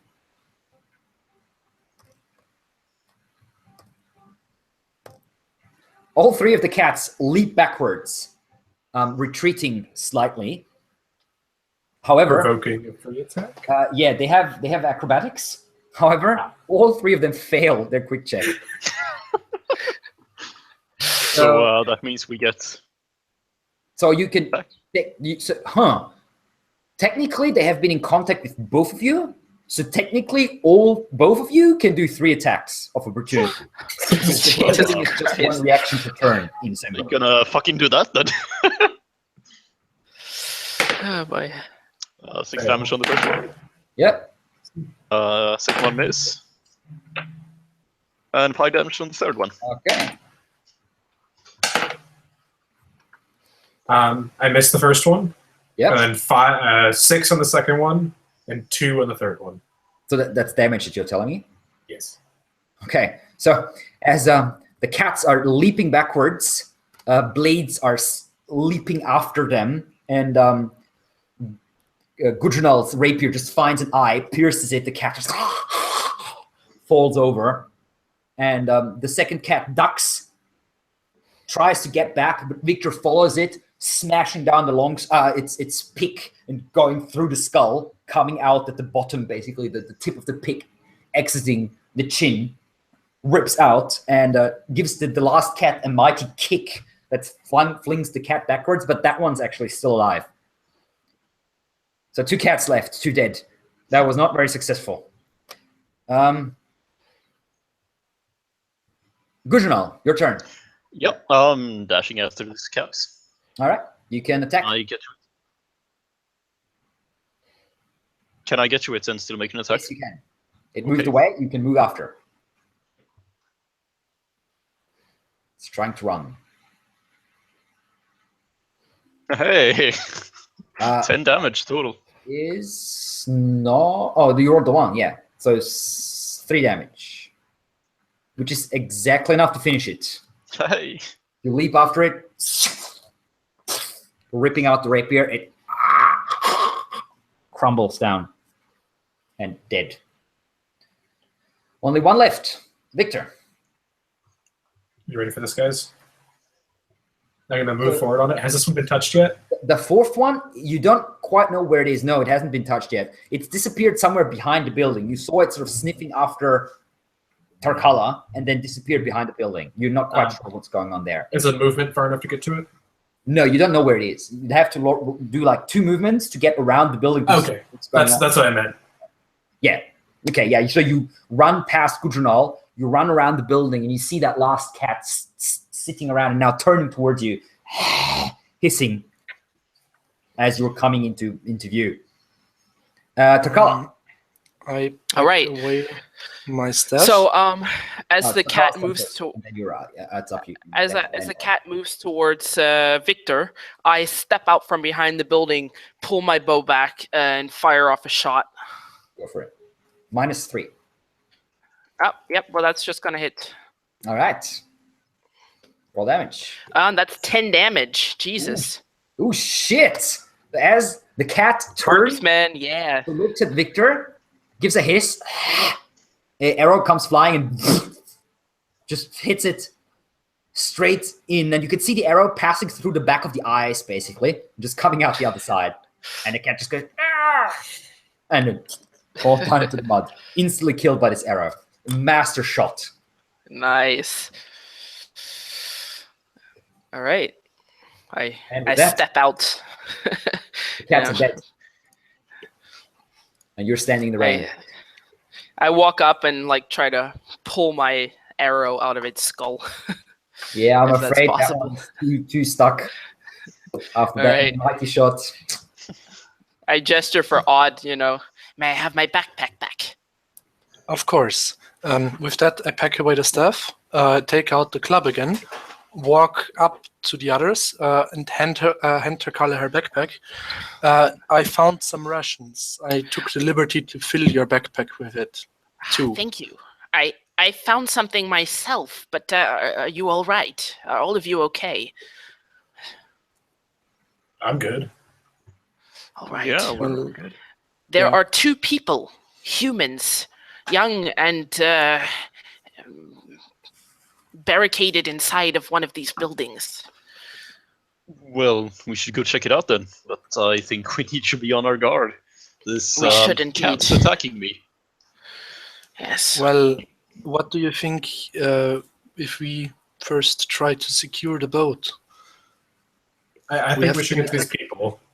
Yeah, the boat has been here You guys are way weeks. too focused on escaping when we haven't focused Yeah, on, the boat coming has to been here people. for forever. As you say. I think we should get to these people before something else gets to them first. I go and knock on the door and say, "Hello, we're not cats." Something tells me they aren't going to get taken. I As follow you, along knock behind on the the door. A bit passes and says, and then you can hear a voice. What?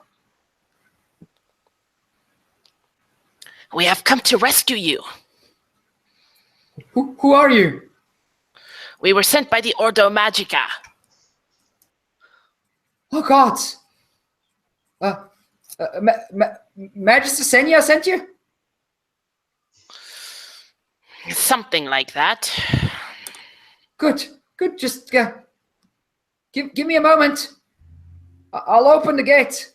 We had to barricade ourselves in. There's these meerkats outside. Yes, we've just slain 4 of them. How many have you seen? I'm not sure. Not a few. Well, the ones that were here have been dispatched, so I think at the time being it's as safe as it can be. All right, give us a second. You can hear muffled voices inside, and then you hear the moving of crates and such, and the door creaks open. You can see a sweaty face with quite a lot of beard stubble of a young man in his maybe mid-20s or so, very pale, very nervous looking, long fingers, bit of a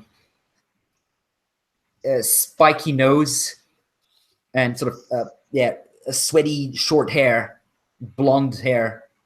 He looks out, and you can see he's wearing the robes of a novice of Ordo Magica, like you've seen in the Tower of Ordo Magica. Welcome. Please come in. My name is Blendel, and this is Marla. He points at a young woman with a sort of tied up brown hair. They're both fairly dirty, very nervous looking, sweaty, and they look like if they've been there in there a while. Inside are open crates, a few buckets set up to catching rain falling through a little bit through the roof, and a bunch of like half-eaten and slightly smell rations that are slightly starting to smell. Their clothes are both crumpled up and dirty and muddy, and looks like, as I said, like they've been in here for a while. They both look at you, and the woman goes, "Thank you for saving us and killing these beasts. Did you say Magistra Senya sent you?" Well, it's more like we were sent for Master Senya. So you don't know where she is then? Wait, where did you come from? We came from Thistlehold. Thistlehold, all the way? Yeah. Hear that, Blendel? Yes, I've heard. He sits back down. Please, make yourself comfortable. We've been in here for a while. Oh, maybe we should move the rations inside here. Right. Well, we've been running out of food a bit. There's more food in the boat outside, but we couldn't get to it. We have some extra rations with us. I reach into my backpack and take out the extra ones that Odd stuck in there. Yeah. Hand them to them. Yeah, they're not famished as such, but they look like they haven't eaten maybe for a day or so. They start eating carefully and slowly. So, do you know what happened? We wanted to ask you the same question. Well, I mean, we don't really know. We've been in here for, what, Marla, about 5 days or so? She thinks for a moment. Yeah, about 5 or 6 days, I believe. These awful cats were out there all the time, just sniffing around and snarling and such. We were never sure whether we could step outside or not. They're dangerous. Their bites are poisonous, you know? Nasty. Right. And so the cats attacked you and you fled inside this building? Yes, that's what happened. And what about the others? Well, they're at the headquarters. We were waiting for someone to show up, but no one did. I think something bad must have happened. Headquarters? Yes, the headquarters. I point to the other building. This building over there? That's a shed. No, the headquarters is a couple hours inland. Further in. I see. That's where the circle is. There's an old tower there. We built a compound there, next to that tower. That's where Magistra Senya and her people set up camp. And how many were there? They look at each other, and the novice Blendel goes, I'd say about 30 or so.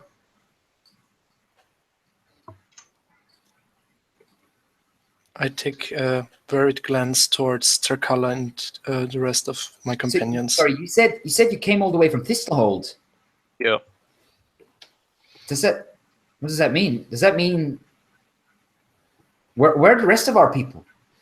That's why we're here, to investigate it. You mean you don't know? They look at each other. They look confused, and Marla, the woman, goes, "That's weird. there's a magic circle at the tower. They should be able to, at the old tower, Magister Senya should be able to contact Thistlehold without any problem. Well, maybe it's not up yet. Maybe something happened. That's No, it was up. It was up. Oh, really? Master Gonkai did not say anything about this to my recollection, but we spoke to another a member of the Ordo Magica who was of the opinion that perhaps the circle had been destroyed, or at least was no longer functioning as it should. If the circle was destroyed, that's not good. That's powerful magic.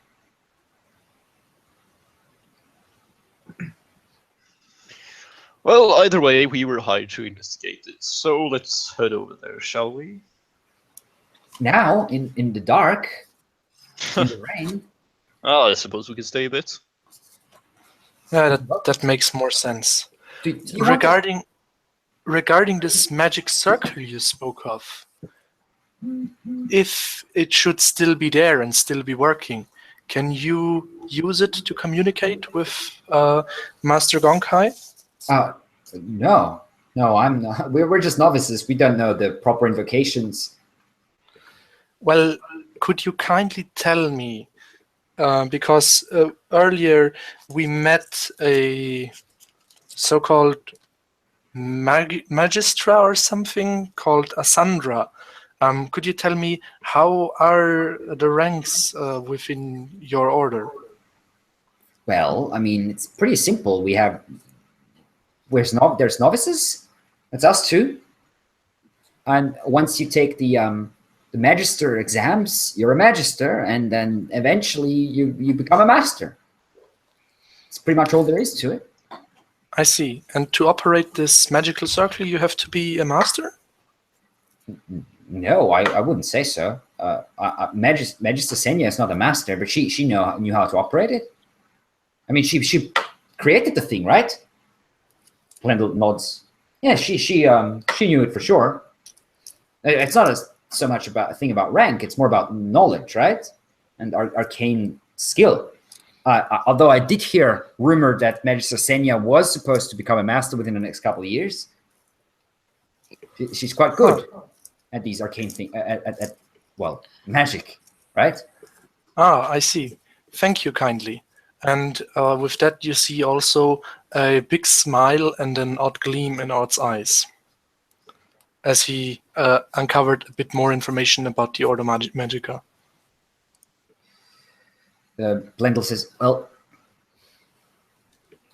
something happened to the Magister. It's probably connected to the mausoleum.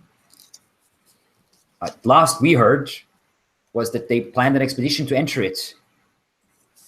The mausoleum, you say? Beneath the tower, is it? No, that's it's further down, I believe southwest. I don't have a map here. We must. There's a map in the tower though. It's we've mapped the area around. There's ruins, a bunch of ruins in the area. So I'll draw you a map if you want to. I mean, as much as I can.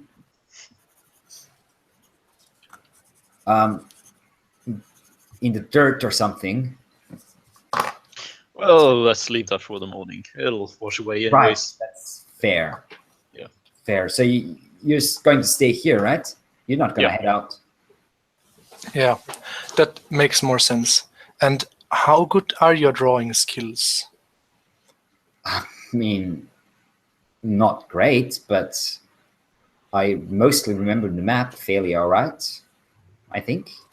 Well, we only need to get to the tower and we'll have a map there, right? Yes, they would have a map at the headquarters for sure. Yeah. The whole area is pretty big. I believe the headquarters is about maybe 7 or 8 kilometers from here. And that's the center of the area that we've mapped. Okay, just in case though, and I pull out a parchment.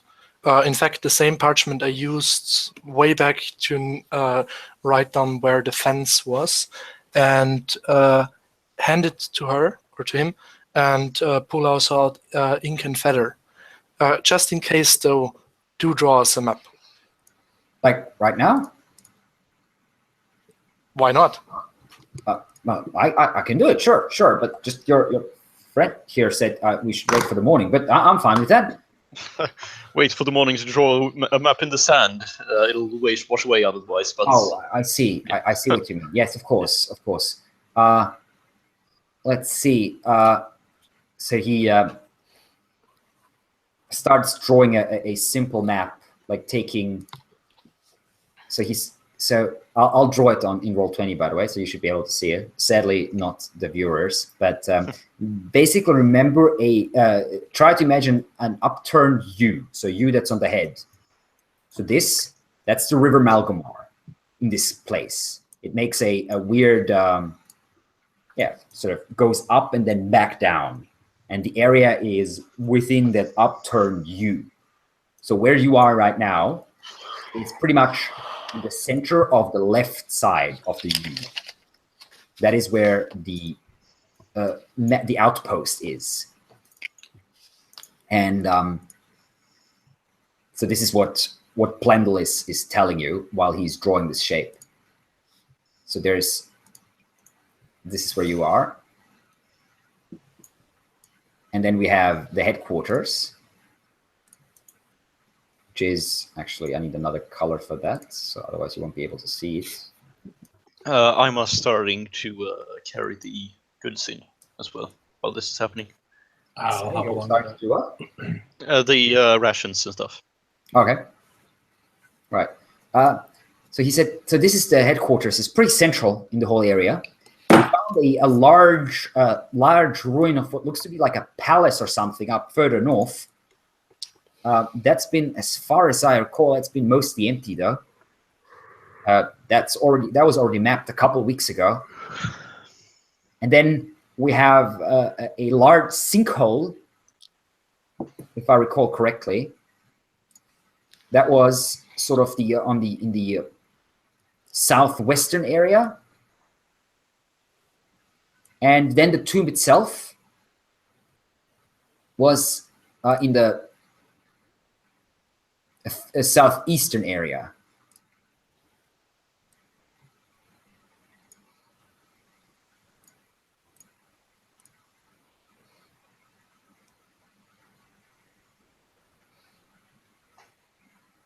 And there's ruins all over the place. You'll see weird columns, staircases leading into nothing, a few half-crumbled towers. This must have been some sort of large, I don't know, settlement or construction or something in the days of old Symbaroum.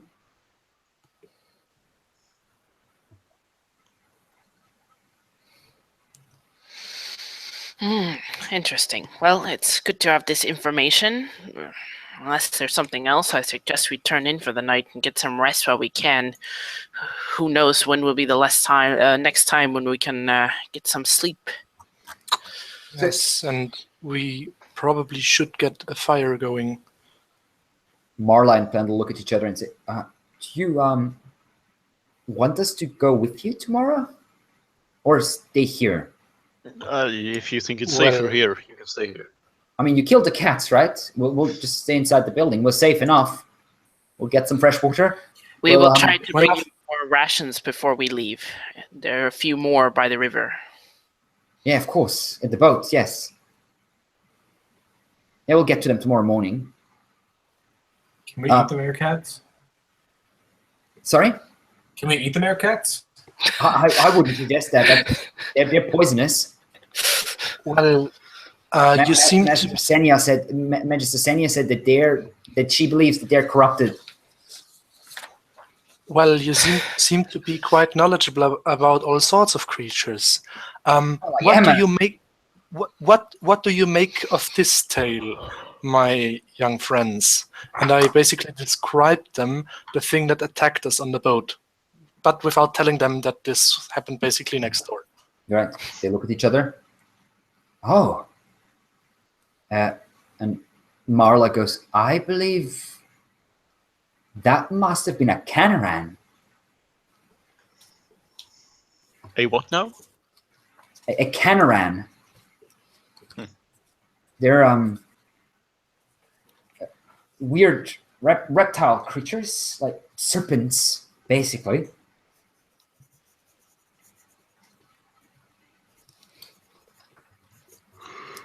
And why do they attack?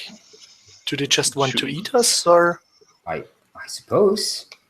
Some say that the Canaran has a cunning way beyond that of an ordinary animal. I'm not sure if that says it's true or not. We're talking like a 12 or 13 here. And are these solitary creatures, or? They look at each other. Plendel just shrugs. Marla says, I believe so. Some say they are related to the lindworm, but I'm not sure of that. Lindworms I are see. terrifying. Yes, they definitely are. I hope never to see one.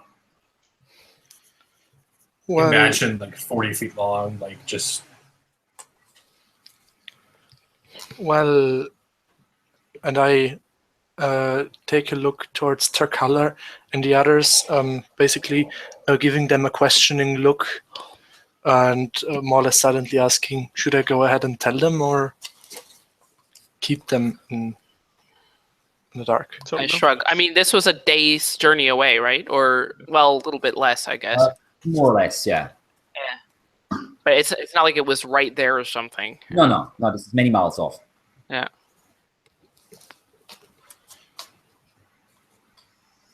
Okay. Tarkala just shrugs. Victor and Gudrunal, do you try to stop it, or? Stop who? Stop what? Basically, I just look to you questioningly, because I told those guys about the snake creature that attacked us without telling them that it attacked us on the river. I don't think it's that big of a deal. Everyone knows the river is dangerous. I think you're reading into it a little too much here. Yeah. Okay. It's just a wild animal attack.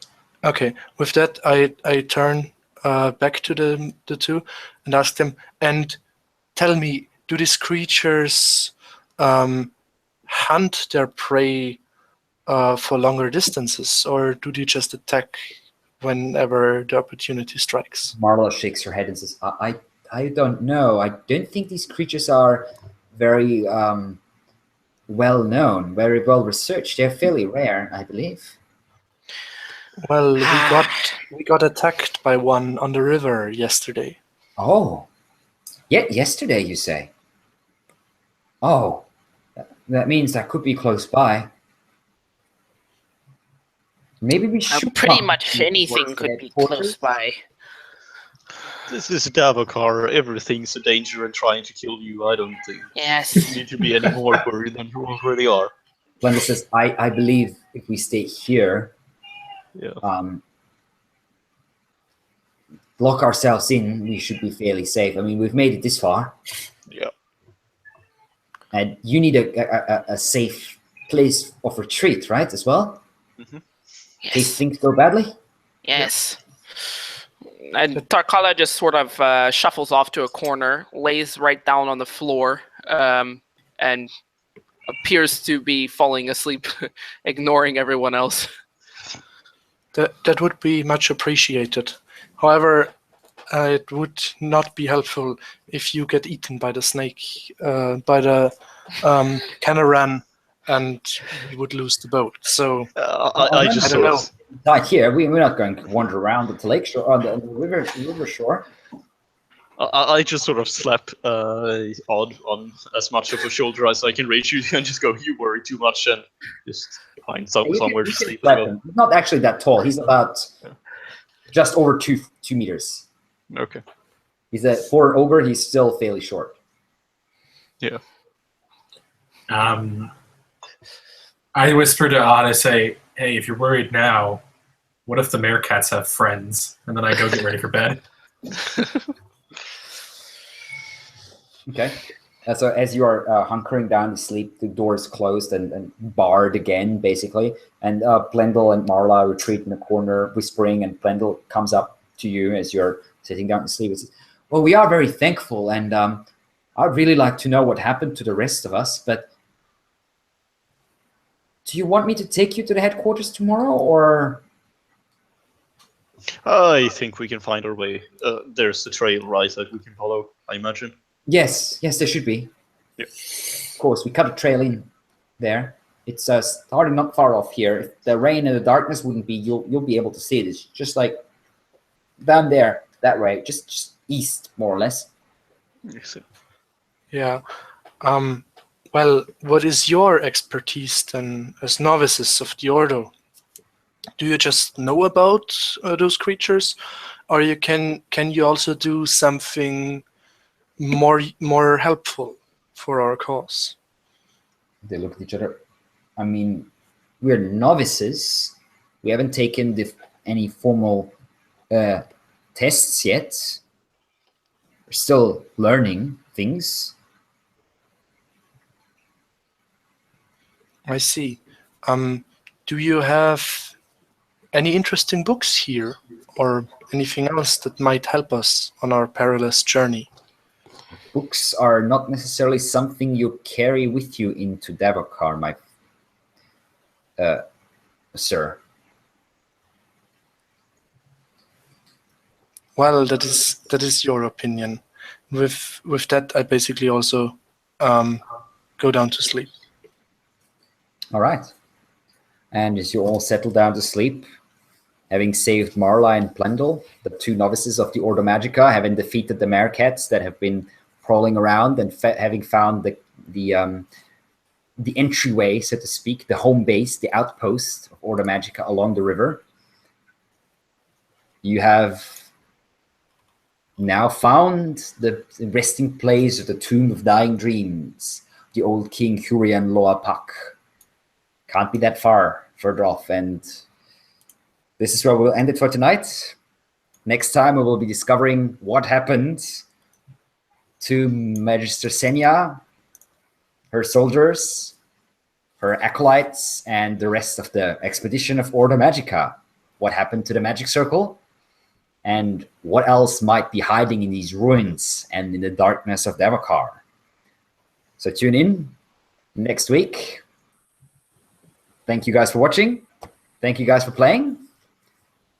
We are approaching slowly but surely the finale. We'll see if we can get to it next week. I probably don't think we will quite finish it next week yet, but I can promise you next week is going to be interesting, very interesting. Now we are definitely getting into the nitty-gritty meat of things for sure. So I will see you around. Thank you for watching. Bye-bye. Good night.